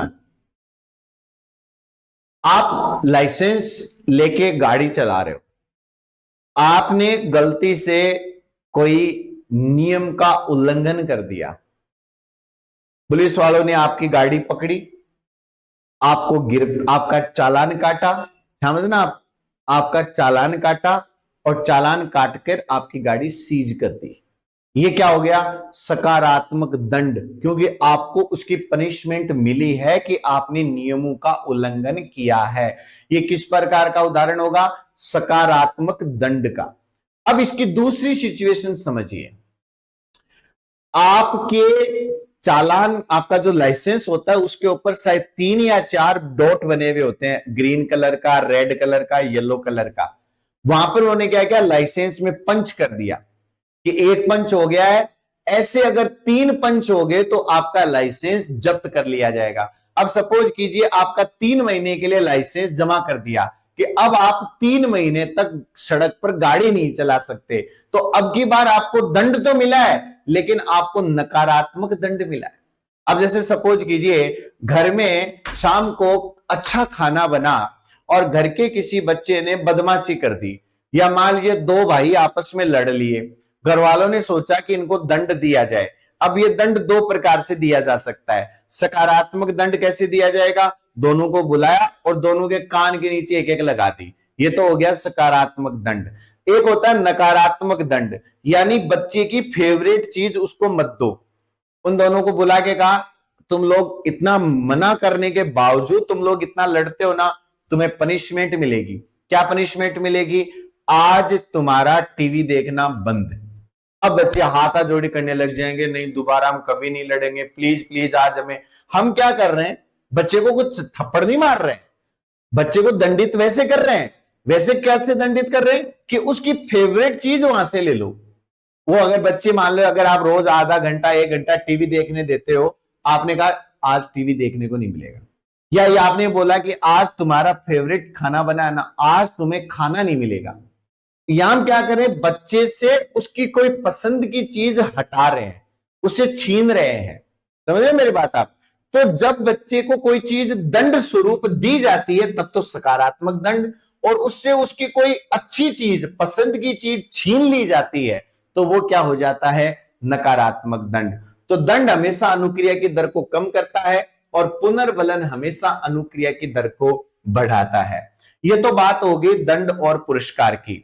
दंड के बारे में मैं आपको बता दूं, स्किनर ये कहता है कि जब भी दंड दिया जाए, मेरा पहला प्रश्न आपसे कि क्या दंड दिया जाना चाहिए, तो व्यवहारवादी ये कहते हैं कि बिल्कुल दंड दिया जाना चाहिए, लेकिन दंड के लिए उन्होंने कुछ नियम बताए हैं कि दंड दिया जाए तो दंड एक तो दिया जाना चाहिए तीव्र। अब बोलोगे तीव्र का मतलब, बोला ऐसा कान के नीचे लगाओ जोर से, वो तो 2 दिन तक उठे ही नहीं। नहीं, शारीरिक दंड की बात नहीं कर रहा मैं, दंड में तीव्रता होनी चाहिए। अब जैसे सपोज कीजिए, अगर कोई मां अपने बच्चे को कुछ गलती करने पर, चाहे झूठ बोलने पर या कोई चोरी करने पर, अगर वो दंडित कर रही है और उसके गाल पे ऐसे हाथ लगा रही है ऐसे, तो बच्चे को लगेगा कि मां मेरा लाड कर रही है। अगर आप बच्चे के गाल पे दंड दे रहे हो तो कम से कम ऐसा तो दो कि थोड़ी देर तक बच्चा गाल मसलता रहे, आहा लग गई लग गई। समझ रहे मेरी बात को। दंड होना चाहिए तीव्र, उसकी तीव्रता होनी चाहिए, इंटेंसिटी होनी चाहिए कि उसको ये महसूस हो कि तुमने गलती की है, तुम्हें दंड मिलेगा। दंड तीव्र होना चाहिए। आज क्या होता है, एक व्यक्ति आज कोई अपराध करता है, 10 साल बाद उसका रिजल्ट आता है, वो बरी हो जाता है, तो दूसरे लोगों को भय नहीं होता कि भी हम गलती करेंगे तो हमें सजा भी मिलेगी क्या। दंड होना चाहिए तीव्र और दंड होना चाहिए तुरंत।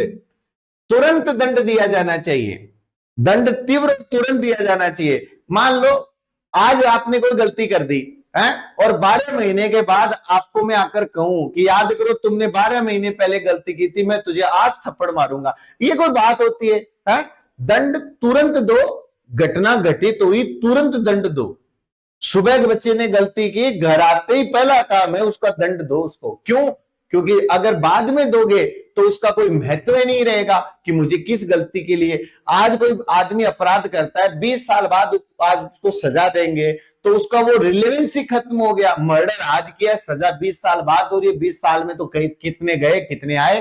तो दंड तुरंत होना चाहिए, तीव्र होना चाहिए। और याद रखना दंड कभी भी यादृच्छिक नहीं होना चाहिए, दंड कभी भी रैंडम नहीं होना चाहिए।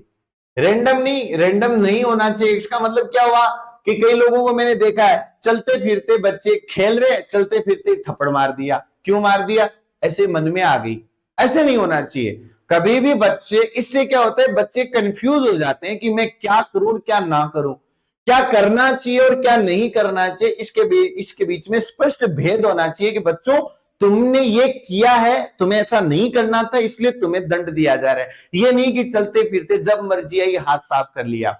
दंड कभी भी रैंडमली नहीं होना चाहिए, यादृच्छिक नहीं होना चाहिए, प्लानिंग के साथ होना चाहिए, घटना घटने के तुरंत बाद होना चाहिए, तीव्र होना चाहिए। और एक और चीज, कभी भी बालक को जब दंड दिया जाता है तो स्किनर कहता है कि वह व्याख्या सहित होना चाहिए। व्याख्या सहित का मतलब कि बच्चे को खाली थप्पड़ मार देने से काम नहीं चलेगा, उसको ये पता होना चाहिए कि तुम्हें ये दंड क्यों दिया जा रहा है, तुमने ऐसा क्या किया है। अदालत भी जब किसी को फैसला कोई दंड देती है तो पूरा बाकायदा कई पेज में फैसला आता है कि तुमने ये अपराध किया है, इन इन गवाहों के इन इन जांचों के आधार पर तुम्हें अदालत दोष सिद्ध करती है, तुम्हारा दोष सिद्ध किया जाता है और तुम्हें ये सजा दी जाती है। व्याख्या सही तो होनी चाहिए कि बच्चे को ये पता चले कि मुझे क्या करना था जो मैंने किया नहीं और क्या नहीं करना था जो मैंने किया है, इसलिए मुझे ये दंड मिला है। और ये भी कहता है स्किनर कि अगर संभव हो तो उस दंड के साथ थोड़ा बहुत पुनर्बलन भी दे दिया जाना चाहिए। जैसे क्या होता है, मान लो बच्चे ने झूठ बोला, मां को गुस्सा आया, मां ने थप्पड़ मारा, ऐसा थप्पड़ मारा कि गाल लाल हो गया।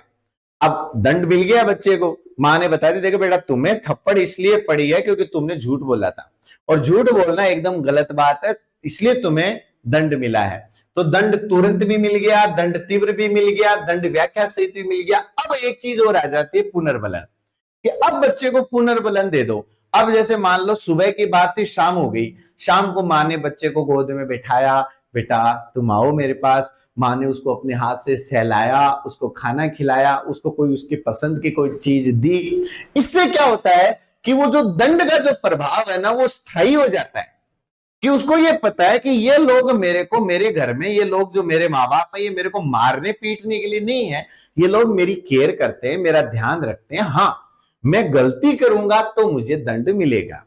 तो इसलिए स्किनर कहता है कि दंड तुरंत होना चाहिए, तीव्र होना चाहिए, रेंडमली नहीं होना चाहिए, व्याख्या सहित होना चाहिए और संभव हो तो उसमें पुनर्बलन के साथ उसको दंडित किया जाना चाहिए, जिससे कि दंड का प्रभाव सही पड़े।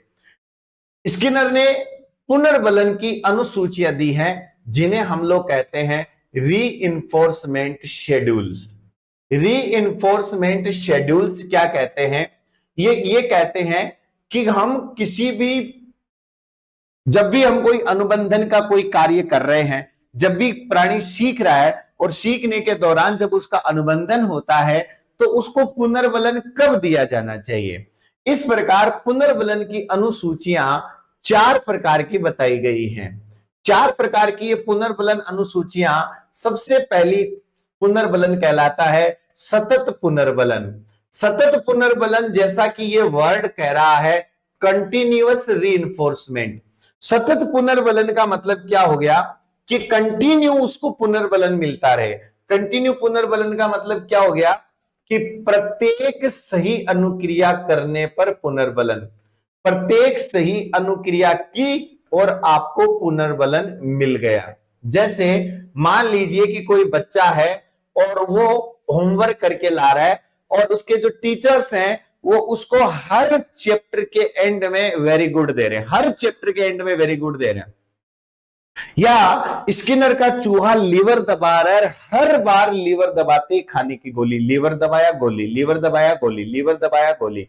यानी ये कैसा सिस्टम चलता है, ये 1:1 चलता है। 1:1 का मतलब हर सही अनुक्रिया पर आपको पुनर्बलन मिल रहा है, हर सही अनुक्रिया पर आपको पुनर्बलन मिल रहा है। ये बिल्कुल वैसा ही है जैसे आप जितने भी कूपन के स्क्रैच कार्ड का स्क्रैच करते हैं, हर कूपन में इनाम निकल रहा है ना। हर कूपन में इनाम निकलना मतलब सतत पुनर्बलन हो गया।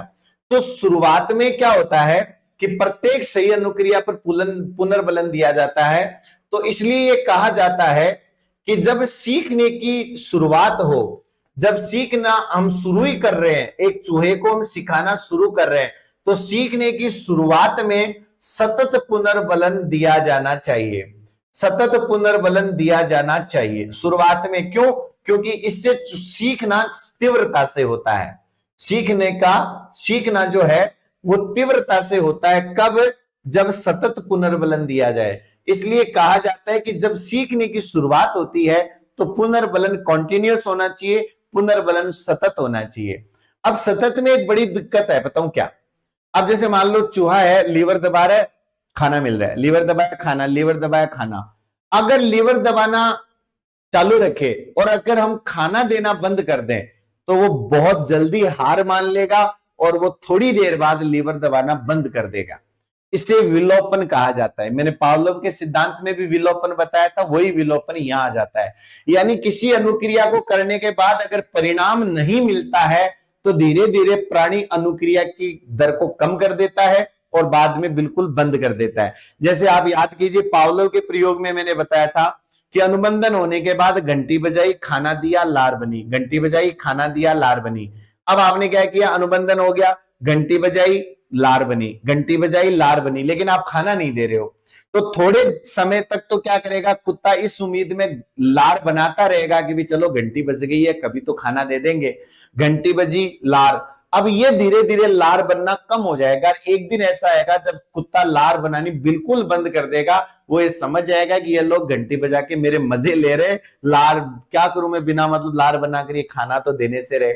ऐसा ही स्किनर के प्रयोग में भी होता है कि लीवर दबाने पर, अगर बार बार लीवर दबाने पर भी अगर उसको भोजन नहीं मिल रहा है तो वह बहुत जल्दी विलोपन हो जाता है। इसलिए सतत पुनर्बलन जो होता है वो सीखने की शुरुआत में बहुत अच्छा रहता है, सीखने की शुरुआत करने के लिए। लेकिन इसमें विलोपन सबसे शीघ्र होता है, इसमें जो विलोपन होता है वो सबसे शीघ्रता से होता है, क्योंकि आप हर सही अनुक्रिया पर आप पुनर्बलन दे रहे हो तो 2-4 बार अगर नहीं दोगे तो अनुक्रिया करना बंद कर देगा। जैसे मान लो कोई बच्चा है, उसके हर चैप्टर में आप वेरी गुड दे रहे हो, अगर आपने 2-4 बार वेरी गुड देना बंद कर दिया तो हो सकता है कि बालक जो है वो मन से होमवर्क करना ही बंद कर दे या बिल्कुल होमवर्क करना ही बंद कर दे। क्यों? क्योंकि उसको लग रहा है कि मेरे को तो हर पेज में, मेरे को हर चैप्टर पे मेरे को क्या मिल रहा है, वेरी गुड मिल रहा है। अब ये वेरी गुड ही नहीं दे रहे तो मैं होमवर्क क्यों करूं? क्योंकि वो ये सोचता है कि ये वेरी गुड है इसलिए मैं होमवर्क कर रहा हूं। यानी बच्चा क्या करता है, यही तो बाह्य अभिप्रेरणा का नुकसान है। स्किनर के सिद्धांत में बाह्य अभिप्रेरणा है, बाहर से कंट्रोल किया जा रहा है। तो वेरी गुड मिलेगा तो होमवर्क करूंगा, वेरी गुड नहीं मिल रहा होमवर्क क्यों करूं? तो इसलिए याद रखना कि इसमें विलोपन जो होता है वो सबसे शीघ्रता से होता है। बाकी की जो 3 पुनर्बलन अनुसूचियां हैं उनकी भी हम लोग बात कर लेते हैं। जो दूसरी है उसको हम लोग बोलते हैं निश्चित अनुक्रिया अंतराल अनुसूची। निश्चित अनुक्रिया अंतराल अनुसूची। अनुसूची का मतलब हमने ऐसी मशीन में सेटिंग कर दी कि चूहा तो लीवर दबाएगा लेकिन गोली कब मिलेगी, मशीन में सेटिंग कर दी। तो सतत पुनर्बलन में तो क्या होगा, लीवर दबाया गोली, लीवर दबाया गोली, लीवर दबाया गोली। लेकिन निश्चित अनुक्रिया अंतराल में क्या कर दिया कि हमने कुछ निश्चित संख्या सेट कर दी कि निश्चित संख्या में अनुक्रिया करने के बाद, निश्चित संख्या में अनुक्रिया करने के बाद पुनर्बलन मिलेगा। अब जैसे सपोज कीजिए, मान लो हमने सेट कर दिया कि जब 10 बार लीवर दब जाएगा ना, कितनी बार, जब 10 बार लीवर दब जाएगा ना, तब हम खाना देंगे। अब शुरुआत में तो चूहे को नहीं समझ में आएगा, वो लीवर दबा रहा है, गोली नहीं मिल रही, लीवर दबा रहा है, गोली नहीं मिल रही, लीवर दबा रहा है, गोली नहीं मिल रही। लेकिन जैसे ही 10 बार लीवर दबाया, गोली मिल गई। उसने सोचा कुछ ना कुछ दया, कुछ गड़बड़ तो है। सीआईडी में बोलते हैं ना, दया कुछ तो गड़बड़ है। वो सोचेगा कि ये बार बार दबाने से गोली मिल रही है। वो क्या करेगा, फिर कंटिन्यूअसली लीवर दबाएगा। यानी 10 बार अगर उसको लीवर दबाने से गोली मिल रही है तो वो 10 बार कंटिन्यू लीवर दबाएगा, गोली लेगा। फिर खड़ा खड़ा वही 10 बार कंटिन्यू लीवर दबाएगा, गोली लेगा। यानी इसमें क्या होता है, कुछ निश्चित संख्या में अनुक्रिया करने के बाद पुनर्बलन मिलता है। तीसरा इसमें जो है वो कहलाता है निश्चित समय अंतराल अनुसूची। इसमें निश्चित होता है, फिक्स होता है पहले से, तो निश्चित समय अंतराल। इसमें समय अंतराल में क्या है कि आपने टाइम सेट कर दिया मशीन में, कि आपने ये टाइम सेट कर दिया कि भाई 2 मिनट के बाद खाना मिलेगा। अब 2 मिनट के बाद खाना मिलेगा तो चूहा इस 2 मिनट में चाहे 100 बार लीवर दबा दे, उसको खाना तभी मिलेगा जब 2 मिनट का समय पूरा हो जाएगा।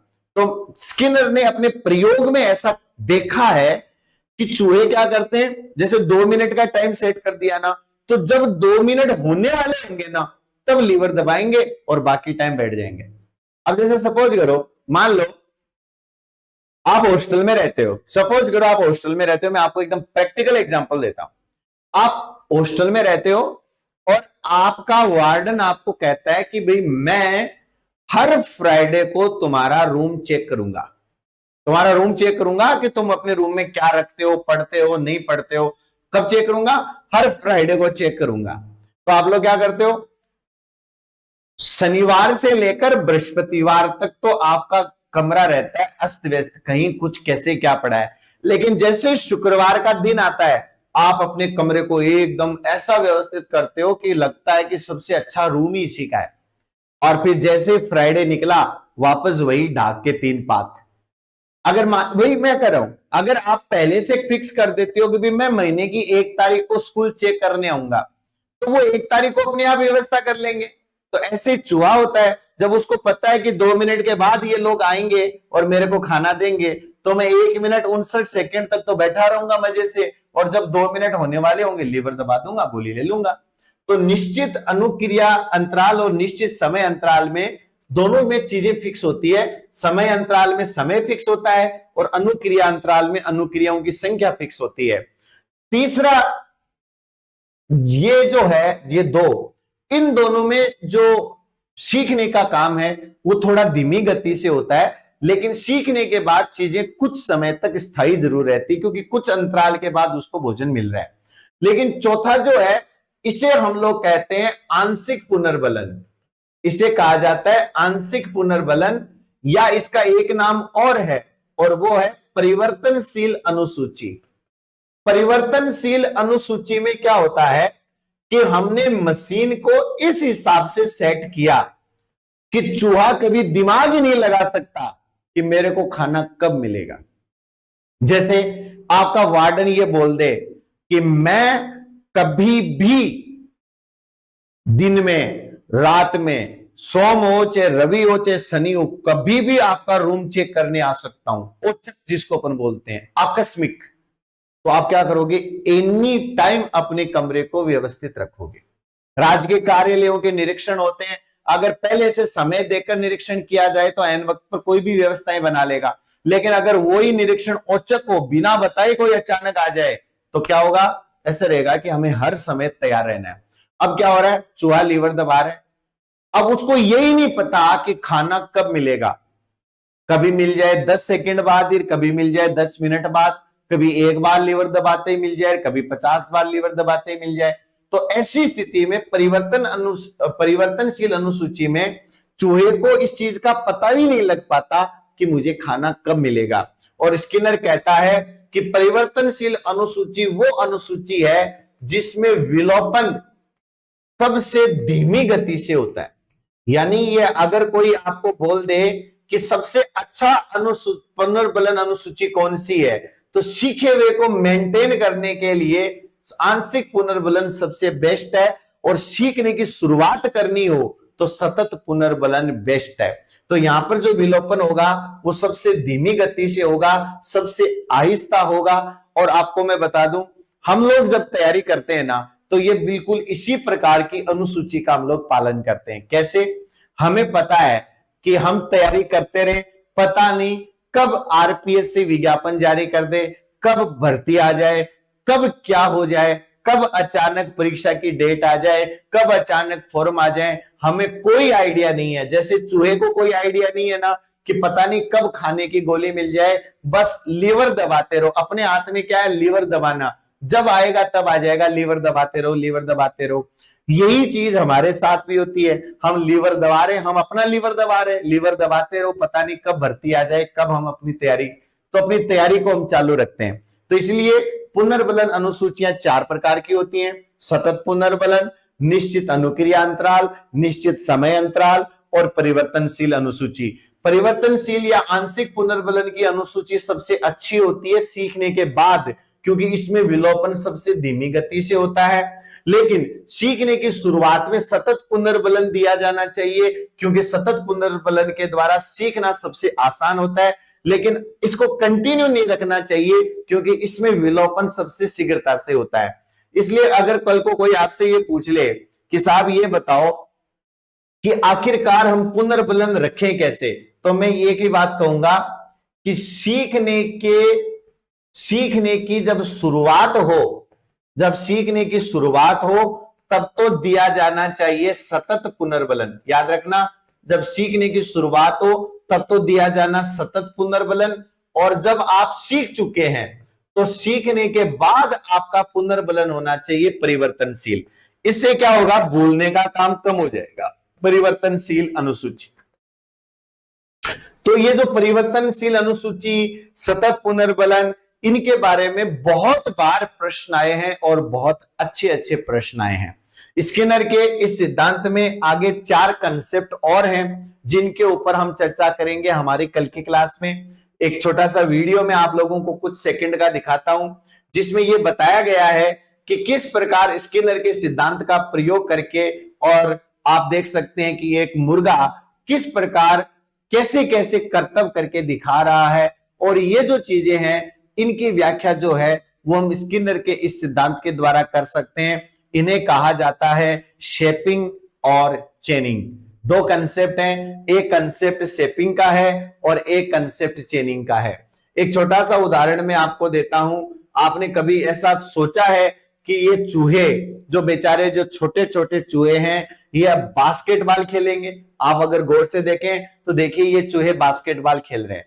ये चूहों के द्वारा ऐसा किया जाना इस बात का प्रमाण है कि अनुक्रिया करो आपको पुनर्बलन मिलेगा। बस उस पुनर्बलन को पाने के लिए ये चूहे जो है वो अनुक्रिया कर रहे हैं। बाकी हम ये सोच सकते हैं क्या इंसानों से बास्केटबॉल नहीं खेला जाता? यहाँ चूहे बास्केटबॉल खेल रहे हैं। अगर व्हाइट वाला बास्केट करेगा तो उसको अलग टोकरी में खाना मिलेगा, ब्लैक वाला बास्केट करेगा तो उसको अलग टोकरी में खाना मिलेगा। और देखिए किस प्रकार 2 जीवों के बीच में हमने कंपटीशन पैदा कर दिया सिर्फ स्किनर के इस सिद्धांत के आधार पर। तो स्किनर का ये जो सिद्धांत है इसकी उपयोगिता के बारे में थोड़ा पार्ट रह गया है, उसके बारे में हम लोग कल चर्चा करेंगे। और कल इस स्किनर का सिद्धांत पूरा होने के बाद नव व्यवहारवादी सिद्धांत, जिनमें अल्बर्ट बंडूरा, टोलमैन, गथरी और हल, ये 4 सिद्धांत हैं जिनके ऊपर हम हमारी कल की क्लास में चर्चा करेंगे। आज के लिए फिलहाल इतना ही। धन्यवाद। जय हिंद। शुभ रात्रि।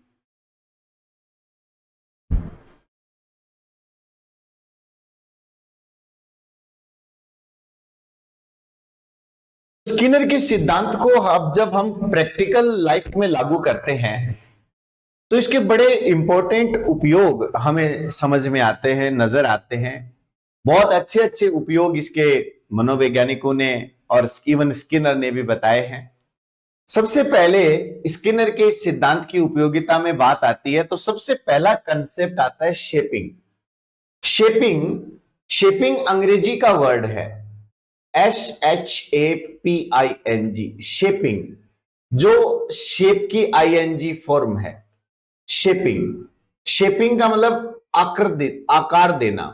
या आप कह सकते हैं कि आप किसी चीज का आकृतिकरण कर रहे हैं। आकृतिकरण से तात्पर्य क्या है? हम किसको आकार दे रहे हैं? क्या हम प्राणी को आकार दे रहे हैं? तो प्राणी तो ऑलरेडी अपना आकार लिए हुए है।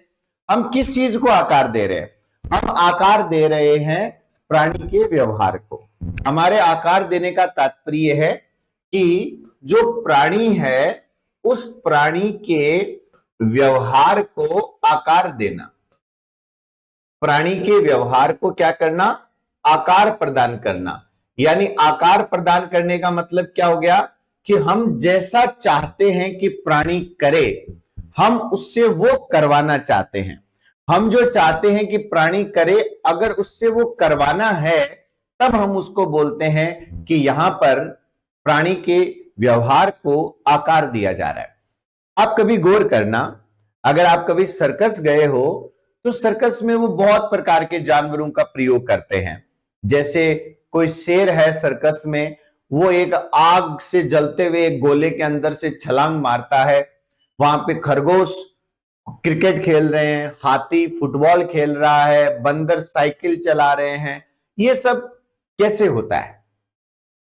आपने कभी मदारी को देखा होगा, तो मदारी के पास जो बंदर होता है वह उसकी डुगडुगी के आधार पर वो डांस करता है, नाचता है, अलग अलग करतब दिखाता है, और लास्ट में वो जब आप लोगों के पास प्लेट लेकर या कोई बर्तन लेके आपके पास आता है और आप लोगों से कुछ पैसे मांगता है। कभी अगर दक्षिण भारत में आपका जाने का हो तो आप देखना कि वहां आपको हाथी मिलेंगे और वो हाथी आपके पास आएंगे, आपके सर पर सूंड रखेंगे, आपको आशीर्वाद देंगे, फिर सूंड को यूं फैलाएंगे कि आप उनको कुछ दो, और उसके बाद में वो उस जो भी आप उसके अंदर सिक्का या पैसे आप जो भी देंगे उसको वो थाली में डाल देता है। अगर हम कभी गौर से सोचें कि ये सब कैसे होता है, जानवरों को ये सब कैसे सिखाया गया, तो ये कोई एक दिन की मेहनत नहीं है, इसमें बहुत वक्त लगता है। और जिस सिद्धांत पर आधारित ये प्रशिक्षण होता है वो सिद्धांत है स्किनर का क्रिया प्रसूत अनुबंधन या स्किनर का सक्रिय अनुबंधन। ऑपरेंट कंडीशनिंग पर आधारित इन तमाम प्रकार के प्रशिक्षणों में सबसे महत्वपूर्ण जो चीज होती है वह है पुनर्बलन। अब जैसा कि हम लोगों ने थॉर्नडाइक के सिद्धांत में भी पढ़ा था, आप लोगों को याद होगा, थॉर्नडाइक के सिद्धांत में हमने एक चीज पढ़ी थी कि जब प्राणी किसी अनुक्रिया को करता है और उस अनुक्रिया का परिणाम उसे संतुष्टि प्रदान करता है तो वह उसे दोहराता है, जिसे हम लोग प्रभाव का नियम कहते हैं। और स्किनर का यह सिद्धांत भी प्रभाव के नियम पर आधारित है, ये हम लोग अच्छी तरह वाकिफ हैं। दूसरी चीज, थॉर्नडाइक की तरह स्किनर का भी अभ्यास पर बड़ा महत्व है कि जब किसी अनुक्रिया को बार बार दोहराया जाएगा तो अनुक्रिया और उद्दीपक के बीच में एक अनुबंधन या एक संबंध का निर्माण हो जाएगा और यह अभ्यास द्वारा प्रबल होगा। तीसरी चीज, थॉर्नडाइक ने अंश से पूर्ण की बात की थी। आप याद करें कि आंशिक क्रिया का नियम यह कहता है कि प्रत्येक प्रकार के व्यवहार को हम लोग छोटे छोटे अंशों में विभाजित कर देते हैं और वे छोटे छोटे अंश जब मिल जाते हैं तब वो पूर्ण को बनाते हैं। शेपिंग में भी यही होता है। यहां दो कंसेप्ट हैं, एक शेपिंग है और एक चेनिंग है। चेनिंग का मतलब होता है श्रृंखला का निर्माण करना, श्रृंखला का निर्माण। और श्रृंखला का निर्माण किस चीज की श्रृंखला? तो यह है व्यवहार की श्रृंखला। यह क्या है? व्यवहार की श्रृंखला।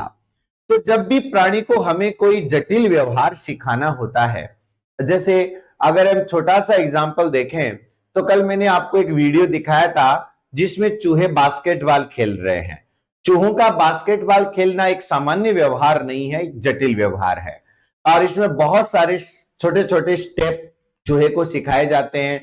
बॉल को पकड़ना, बॉल को पकड़ के दूसरी जगह तक ले जाना, बॉल को पकड़े पकड़े ऊपर उठना, बॉल को बास्केट में डालना और ये इंश्योर करना कि वो बास्केट के अंदर ही बॉल जाए। तो इस प्रकार हम व्यवहार को कई छोटे छोटे भागों में विभाजित कर देते हैं।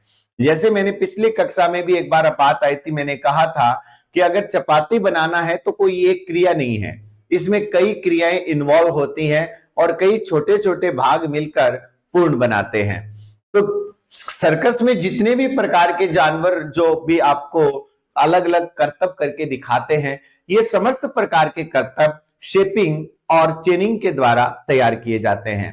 शेपिंग और चेनिंग का व्यवहार पशुओं की बात नहीं है, पक्षियों पर भी लागू किया जा सकता है, और तो और यह मनुष्यों पर भी लागू किया जा सकता है कि कोई क्रिया कैसे करनी है उसे छोटे छोटे भागों में विभाजित कर दिया जाता है। जैसे मान लीजिए आप अगर कोई भी क्रिया सिखाना चाहते हैं तो मान लीजिए कि आपने उस क्रिया को 5 भागों में विभाजित कर दिया, 1 2 3 4 5। पहले क्या करेंगे, क्रिया 1 सिखाएंगे, और जब वो क्रिया 1 सीखेगा आप उसे पुनर्बलन प्रदान करेंगे, और जैसे जैसे वो सीख जाएगा क्रिया 1 के अंदर फिर आप क्रिया 2 को ऐड कर देंगे और फिर उसे बार बार पुनर्बलन दिया जाएगा। अब वो क्रिया 1 के साथ 2 को भी सीख गया, फिर ऐसे करते करते 3 4 5 को ऐड करते करते और प्राणी को पूरी प्रक्रिया सिखा दी जाती है। इस चीज को बहुत अच्छे से समझने के लिए मैं आप लोगों को एक एग्जाम्पल देना चाहूंगा अमेरिका का। अमेरिका में 2 मनोवैज्ञानिक दंपति थे, हस्बैंड एंड वाइफ, दोनों ही साइकोलॉजिस्ट थे, और उन लोगों ने एक चिड़ियाघर की स्थापना की अमेरिका में, और उस चिड़ियाघर का नाम रखा द IQ जू। IQ का मतलब आप सब जानते हैं बुद्धि लब्धि है, तो ये एक प्रकार से ऐसा चिड़ियाघर था जो इंटेलिजेंट व्यवहार करता था। इस चिड़ियाघर का सारा काम चिड़ियाघर के अंदर रहने वाले जीव करते थे। आपको यकीन आएगा कि अगर कोई सुअर टेबल चेयर पे बैठकर खाना खाए, आपके कबूतर मिर्च काटने का काम करे, यानी इतना अलग प्रकार का कर्तव्य वो जानवर करके दिखाते थे। मैं आपको एक छोटी सी वीडियो क्लिप के माध्यम से ये बताना चाहूंगा कि किस प्रकार IQ जू के जो जानवर हैं वो कैसे कैसे कर्तव्य दिखाते थे, और इनको आप एक बार बड़ा गौर से देखिएगा जिससे कि हमें शेपिंग और चेनिंग को समझने में आसानी मिले। जरा देखिएगा, यहां पर एक सुअर को लाया गया है और यह सुअर गोला दागने का काम कर रहा है। क्या हम एक सुअर से ये अपेक्षा करें कि वो गोला दागने का काम करे? ये देखिए, ये एक तोता है, तोता ही होगा शायद ये देखिए आप अलग अलग जीवों को ये प्रशिक्षण देके उन्हें बहुत सारी चीजें, एक तोता है वो बाल्टी जैसी कोई आकृति है उसको पकड़ के और दूसरी जगह लेके जा रहा है। ये सारी चीजें जानवरों को सिखाई जाती है और हर सही अनुक्रिया के बाद उन्हें पुनर्बलन दिया जाता है। स्किनर के सिद्धांत में पुनर्बलन सीखने का आधार है। अनुक्रिया पहले होती है, सही अनुक्रिया का परिणाम पुनर्बलन के रूप में मिलता है, चाहे वह किसी चिकन के द्वारा बॉल फेंकना हो, चाहे वो, अब देखिए जैसे ये बॉल फेंक रहा है, क्योंकि ये सही अनुक्रिया करेगा तो इसे पुनर्बलन मिलेगा। उधर से बॉल आ रही है, ये वापस बॉल को बाउंस कर रहा है, बॉल को बास्केट कर रहा है, ये सही अनुक्रिया करने का परिणाम है।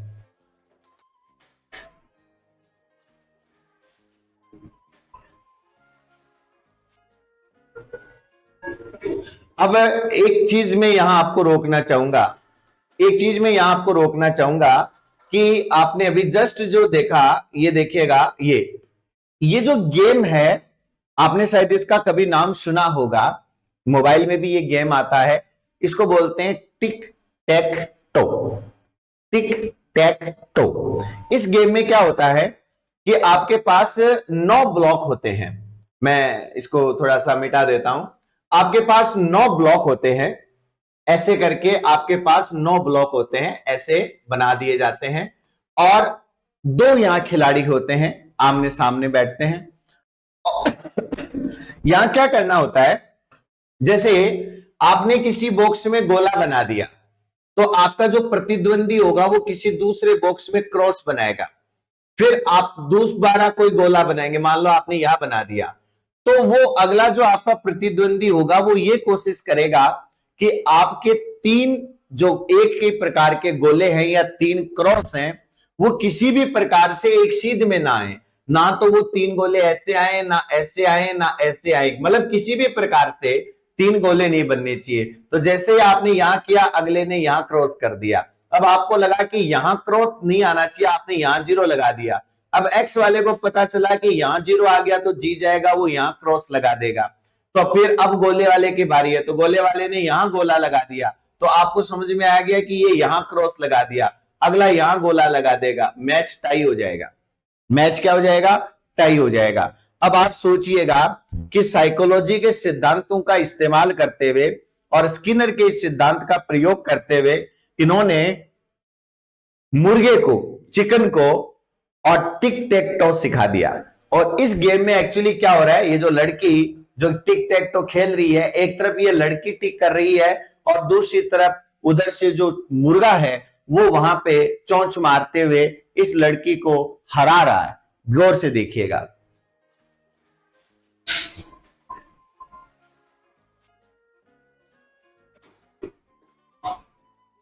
और बर्ड जीत गया। मतलब आप देखिएगा, एक बतख के द्वारा ऐसा व्यवहार करना, पियानो बजाना, गिटार बजाना, ये मामूली चीजें नहीं है, लेकिन प्रशिक्षण के द्वारा सब कुछ संभव है। यानी मनोविज्ञान यही कहता है कि अगर उचित पुनर्बलन दिया जाए और उचित वातावरण दिया जाए तो हम जानवरों को बहुत कुछ सिखा सकते हैं, बहुत कुछ उनसे सिखाया जा सकता है। आप अगर देखें तो यहां ये जो सुअर है ये क्या कर रही है, ये झाड़ू को पकड़ के लेके जा रही है।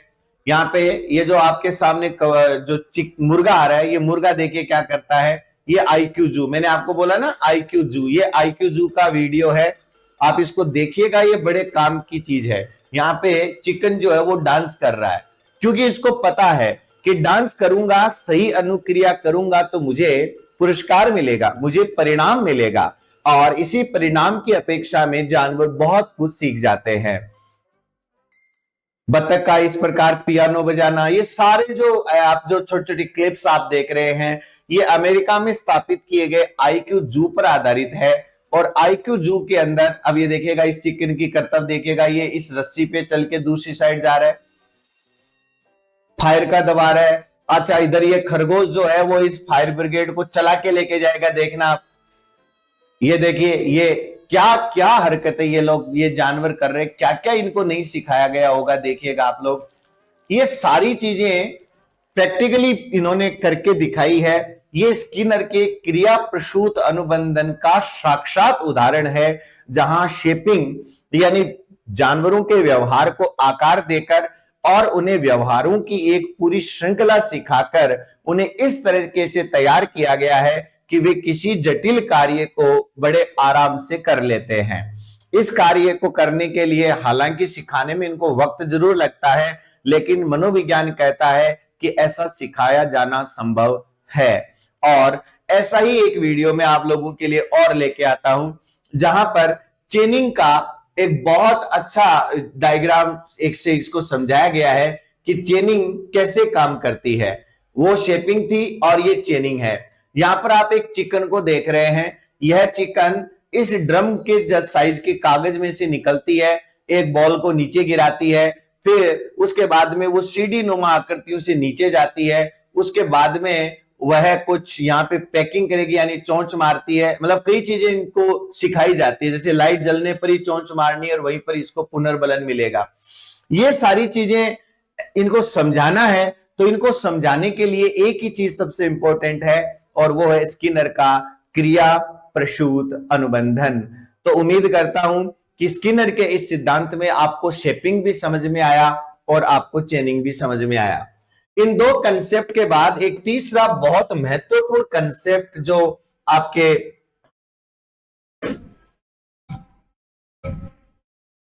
इस सिद्धांत पर आधारित है, उसका नाम है टोकन इकोनॉमी या टोकन अर्थव्यवस्था। उम्मीद करता हूं कि आप लोगों ने यह नाम अवश्य सुना होगा कि टोकन इकोनॉमी क्या होती है या टोकन अर्थव्यवस्था क्या होती है। आरपीएससी द्वारा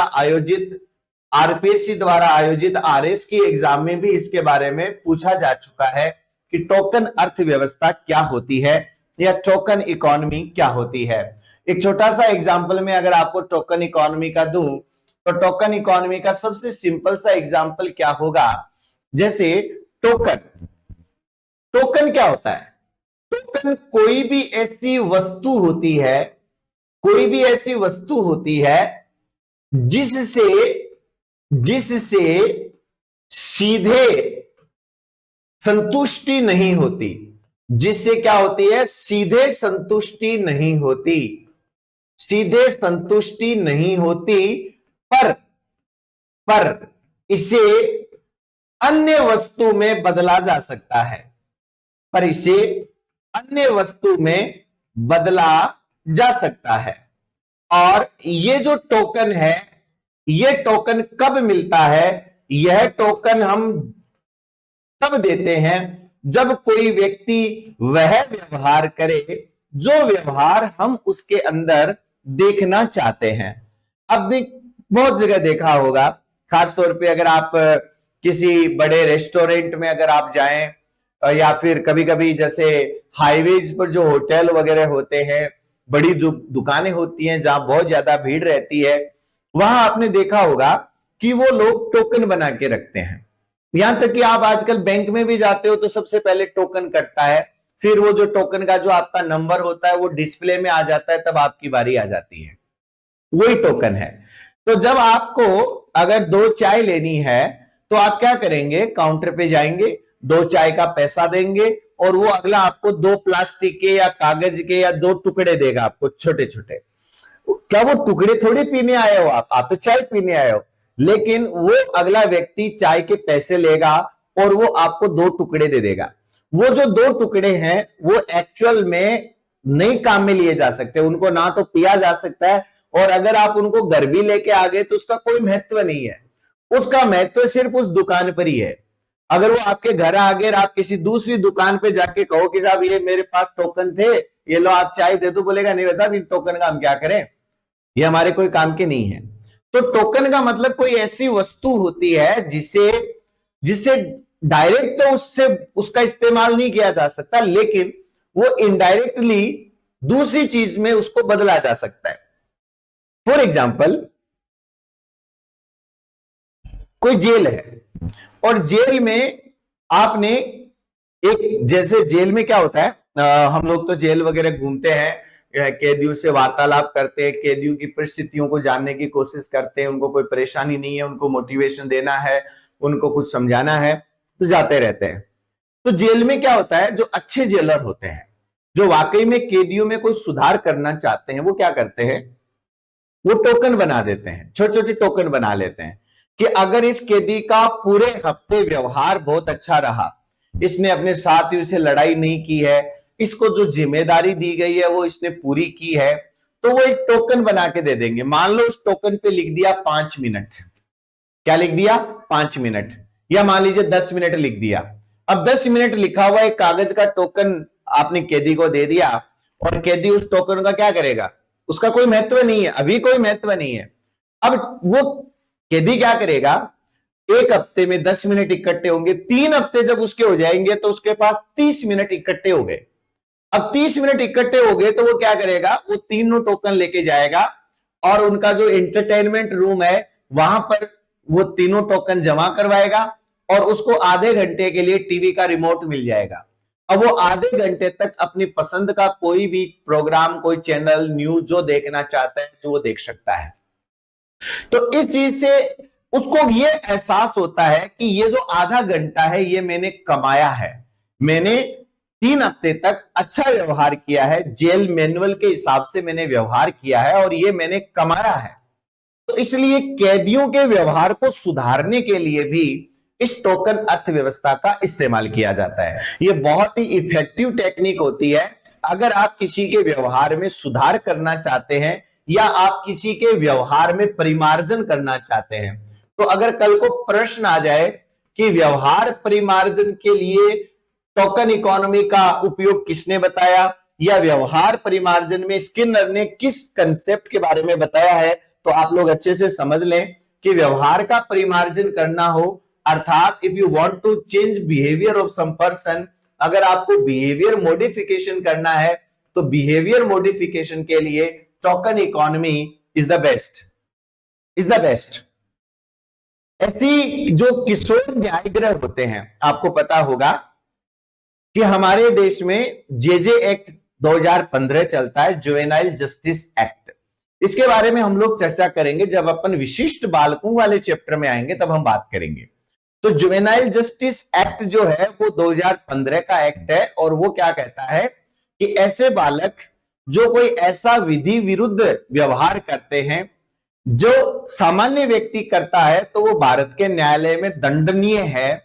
ऐसा व्यवहार यदि कोई किशोर करता है जिसकी आयु 18 वर्ष से कम है, कुछ गंभीर मामलों में 16 वर्ष का रखी है, जैसे बलात्कार है, हत्या है, गैंग रेप है, बाकी में 18 साल ही है, तो वहां पर उसको किशोर न्याय गृह द्वारा सजा दी जाती है। किशोर न्याय बोर्ड का प्रावधान किया गया है, और ऐसे बच्चों को अधिकतम 3 साल के लिए बाल सुधार गृह में भेजा जाता है। हम अखबारों में भी पढ़ते हैं, और वहां पर उन बच्चों के व्यवहार को सुधारने के लिए, ताकि वे अपराध का मार्ग छोड़कर मुख्य धारा में आ जाए, उनके लिए भी टोकन इकोनॉमी का इस्तेमाल किया जाता है। क्योंकि ऐसे बाल सुधार गृहों में या ऐसे किशोर न्याय गृहों में साइकोलॉजिस्ट यानी काउंसलर की व्यवस्था की जाती है, और उस काउंसलर का यही काम होता है कि किसी ना किसी प्रकार से इन बालकों की काउंसलिंग करके और उन्हें अपराध की प्रवृत्ति से मोड़ा जाए और उन्हें सामान्य नागरिक का जीवन जीने के लिए इनको तैयार किया जाए। टोकन अर्थव्यवस्था और कहीं भी काम आ सकती है। उदाहरण के तौर पर, जैसे कई बार आजकल के पेरेंट्स की सबसे बड़ी प्रॉब्लम क्या होती है कि बच्चे फोन नहीं छोड़ते हैं, वो टीवी से चिपके हुए रहते हैं। ऐसी स्थिति में एक पेरेंट होने के नाते आप एक काम ये भी कर सकते हैं कि अगर आप बच्चों में अच्छी आदतें डालना चाहते हैं तो आप भी टोकन इकोनॉमी का इस्तेमाल अपने घर पे कर सकते हैं।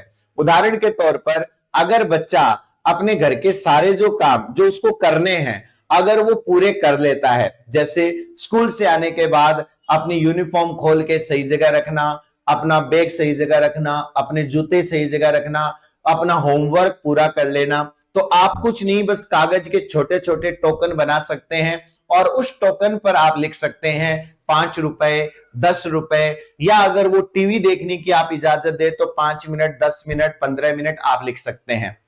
अब क्या करेगा, मान लीजिए आप बच्चे को 5 रुपए दे देते हैं, बच्चा क्या करेगा, दुकान पे जाएगा, 5 रुपए का कोई ना कोई पाम ऑयल का कोई प्रोडक्ट ले आएगा, खाएगा, अपना नुकसान करेगा, आपके पैसे का नुकसान करेगा। इससे बढ़िया क्या है कि आप उसको 5 रुपए का एक टोकन दे दो, एक कागज का टुकड़ा दे दो, एक प्लास्टिक का टुकड़ा दे दो, उस पर लिख दो 5 रुपए। अब बच्चे को वो 5 रुपए का क्या करेगा, कौन दुकानदार लेगा उस 5 रुपए को, उसकी कोई वैल्यू नहीं है, लेकिन बच्चे की नजर में इसकी वैल्यू है। क्यों? क्योंकि आपने जारी किया है वो टोकन। अब अगर बच्चा आपके पास वो टोकन लेके आके कहता है कि लाओ मेरे 5 रुपए, आपको फेंक इस प्लास्टिक को, तो बच्चे का विश्वास टूट जाएगा, वो दोबारा यकीन नहीं करेगा आपके ऊपर। अब मान लो बच्चे ने 10 दिन तक कंटिन्यू अच्छा व्यवहार किया, जो उसको जिम्मेदारी दी गई उसको पूरा किया, और 10 दिन के अंदर उसके पास 10 टोकन इकट्ठे हो गए। अब बच्चा आपके पास आएगा, 10 टोकन आपके पास जमा करवाएगा, और 10 टोकन के 50 रुपए आप उसे दे देंगे। इस प्रकार वह उन 50 रुपयों का शायद ही उनका उपयोग करेगा, वह उनको बचाकर रखने की कोशिश करेगा। इससे बालक में एक फीलिंग और आती है कि ये 50 रुपए मैंने कमाए हैं, ये कमाने वाली फीलिंग बच्चे में आ जाती है, क्योंकि वह इतने दिनों तक सही व्यवहार करके और वो 10 टोकन इकट्ठे करता है। तो टोकन इकोनॉमी का सबसे अच्छा फायदा क्या होता है कि यह व्यवहार का परिमार्जन करने में काम आता है। खास तौर पे अगर आप अच्छी आदतों का विकास करना चाहते हैं, अगर जेल में कैदियों के व्यवहार में सुधार करना है, किशोर न्याय गृहों में सुधार करना है, तो वहां पर यह बहुत अच्छी टेक्निक है। और इस टेक्निक में टोकन हम उस वस्तु को कहते हैं जिसको सीधा कंज्यूम नहीं किया जा सकता, लेकिन उसे किसी अन्य वस्तु में जो पसंद की है उसमें उसको बदला जा सकता है और फिर उस वस्तु का उपयोग किया जा सकता है। यह स्किनर के सिद्धांत का एक बहुत अच्छा उपयोग बताया गया है। इसके बाद एक सिद्धांत और है जो स्किनर ने दिया था, और वो भी अधिगम के इस सिद्धांत की उपयोगिता में आ जाता है, और उसको हम लोग कहते हैं अभिकर्मित अनुदेशन, यानी इन इंग्लिश हम इसे कहते हैं प्रोग्राम्ड इंस्ट्रक्शन। प्रोग्राम्ड इंस्ट्रक्शन और कुछ नहीं है, इसके अंदर जो भी बच्चों को अनुदेश दिए जाने हैं, जो भी बच्चों को पढ़ाया जाना है, वह पढ़ाने का काम एक टीचर ने करके वह काम एक मशीन करती है। इस प्रकार स्किनर का ये जो अभिकर्मित अनुदेशन है, ये एक प्रकार की टीचिंग मशीन है। और टीचिंग मशीन में क्या होगा, एक विशेष प्रकार की मशीन बनाई जाती है, उसके अंदर एक पैराग्राफ, उसके अंदर बिल्कुल कागज का या कोई पैराग्राफ उसके अंदर आता है, बच्चा उस पैराग्राफ को पढ़ता है, उसके नीचे कोई प्रश्न होता है और बच्चे को प्रश्न का उत्तर देने का अवसर दिया जाता है। यदि बच्चा सही उत्तर देता है तो मशीन उसे जांच करके बताती है कि यू आर राइट। और ये जो परिणाम का ज्ञान है कि मैंने जो किया है वो सही किया है, स्किनर कहता है कि परिणाम का जो ज्ञान होता है, नॉलेज ऑफ रिजल्ट जो होता है, वो अभिप्रेरणा का काम करता है और बालक अगले पैराग्राफ में चला जाता है। अगर उसके उत्तर में गलती होती है तो मशीन उससे कहती है कि कृपया इसे दोबारा पढ़े और फिर दोबारा उत्तर दे। इस प्रकार टीचिंग मशीन की सहायता से कोई भी बालक अपनी स्वयं की गति से सीखता है। अगर कोई बालक जल्दी सीखने वाला है तो वो जल्दी जल्दी पैराग्राफ को सीख लेगा, और अगर कोई बालक धीरे सीखने वाला है तो वो धीरे धीरे पैराग्राफ को पढ़ लेगा। इसलिए अपनी स्वयं की गति से बालक सीखता है, लेकिन सारे बच्चों को एक ही क्रम पालन करना पड़ता है। जैसे 10 पैराग्राफ हैं तो आप 1 से 10 पे जंप नहीं कर सकते, आपको 1 2 3 4 5 6 ऐसे चलना पड़ेगा। इसलिए अभिकर्मित अनुदेशन जो है वो रेखीय अनुदेशन भी कहलाता है, क्योंकि सबको एक ही रेखा का पालन करना पड़ता है, सारे पैराग्राफ एक ही लाइन में पढ़ने पड़ते हैं, इसलिए यह एक प्रकार का रेखीय अनुदेशन भी कहलाता है। रेखीय अनुदेशन हो या अभिकर्मित अनुदेशन, आप इसे जो भी कहें, इसके बारे में हम विस्तार से चर्चा करेंगे जब हम शिक्षण विधियों के अंतर्गत आएंगे। फर्स्ट ग्रेड के अंदर जब जो आपका पेडागोजी का पोर्शन है, जहां पे टीचिंग मेथड्स आएंगे, वहां पर हम प्रोग्राम्ड इंस्ट्रक्शन को भी पढ़ेंगे, यानी अभिकर्मित अनुदेशन भी पढ़ेंगे, वहां पे साखी अनुदेशन भी पढ़ेंगे। तो ये वहां पर हम इसको बड़ा डिटेल में पढ़ने वाले हैं, तो आप उस चीज की चिंता ना करें। नमस्ते भाई सीमा जी, नमस्ते। तो यह स्किनर का अभिकर्मित अनुदेशन जो है, यह आपके थॉर्नडाइक के प्रभाव के नियम पर आधारित है। और दूसरी बात आप यह भी कह सकते हैं कि अभिकर्मित अनुदेशन जो है वो स्किनर के क्रिया प्रसूत अनुबंधन पर आधारित है। तो मोटे तौर पर ये जो प्रश्न आता है ये इसी टाइप का आ जाता है। बाकी और डिटेल में हम लोग चर्चा करेंगे जब टीचिंग मेथड वाला टॉपिक आएगा, निश्चित रूप से हम इसके ऊपर विस्तार से चर्चा करेंगे। इसके बाद हम लोग उपयोगिता में कुछ और बिंदुओं के ऊपर चर्चा कर लेते हैं कि स्किनर के सिद्धांत की और क्या उपयोगिता है। हालांकि कुछ बिंदुओं के ऊपर हम चर्चा कर चुके हैं, जैसे स्किनर का यह सिद्धांत शेपिंग के बारे में बताता है, स्किनर का यह सिद्धांत चेनिंग के बारे में बताता है, यह टोकन अर्थव्यवस्था के बारे में बताता है, और यह भी हमने देखा है कि स्किनर का यह सिद्धांत जो है वो प्रोग्राम्ड इंस्ट्रक्शन यानी पीआई में काम आता है। इसके अलावा भी अगर हम बात करें तो स्किनर का यह सिद्धांत छोटे बच्चों को सिखाने में बहुत उपयोगी है, पशु पक्षियों की ट्रेनिंग देने में बहुत उपयोगी है, आदतों का निर्माण करने में बहुत उपयोगी है, शब्द भंडार को बढ़ाने में बहुत उपयोगी है। देखो कैसे, एक छोटा सा उदाहरण मैं घर का देता हूं। जब हम छोटा बच्चा जब पहली बार अपने मुंह से किसी शब्द का उच्चारण करता है, जैसे बाबा, मामा, पापा, तो ऐसा उच्चारण सुनते ही जो परिवार के जो घर के लोग हैं उन्हें एक अलग प्रकार की खुशी का एहसास होता है, और वो बच्चे को गोद में लेते हैं, उसे चूमते हैं, उसका लाड करते हैं, दुलार करते हैं, और ये चीज बालक के लिए एक अभिप्रेरणा का काम करती है। उसको जो दुलार मिलता है उससे उसको खुशी होती है, और किसी अनुक्रिया का परिणाम अगर संतुष्टि प्रदान करता है तो वह स्किनर कहता है कि क्रिया प्रसूत का कार्य करता है। तो फिर बालक क्या करेगा, बार बार उस शब्द का उच्चारण करेगा और बालक शब्दों को जल्दी सीख जाता है। स्किनर कहता है कि बालकों का शब्द भंडार बढ़ाने में यह बहुत उपयोगी है। आप बालकों को पर्यायवाची शब्द दे सकते हैं कि बेटा इसका तुम पर्यायवाची बताओगे तो तुम्हें टॉफी मिलेगी, तुमने ये कर दिया तो तुम्हें ये मिलेगा। कुल मिलाकर बात यह है कि छोटे बालकों में जहां तक ये छोटी चीजें अभिप्रेरणा का काम करती है, बच्चों को कोई भी स्किल, कोई भी कौशल, कोई भी चीज सिखाई जा सकती है, चाहे उनको पाढ़े सिखाने हो, चाहे उनको होमवर्क करना सिखाना हो, चाहे उनको शब्द भंडार बढ़ाना सिखाना हो, व्हाटएवर।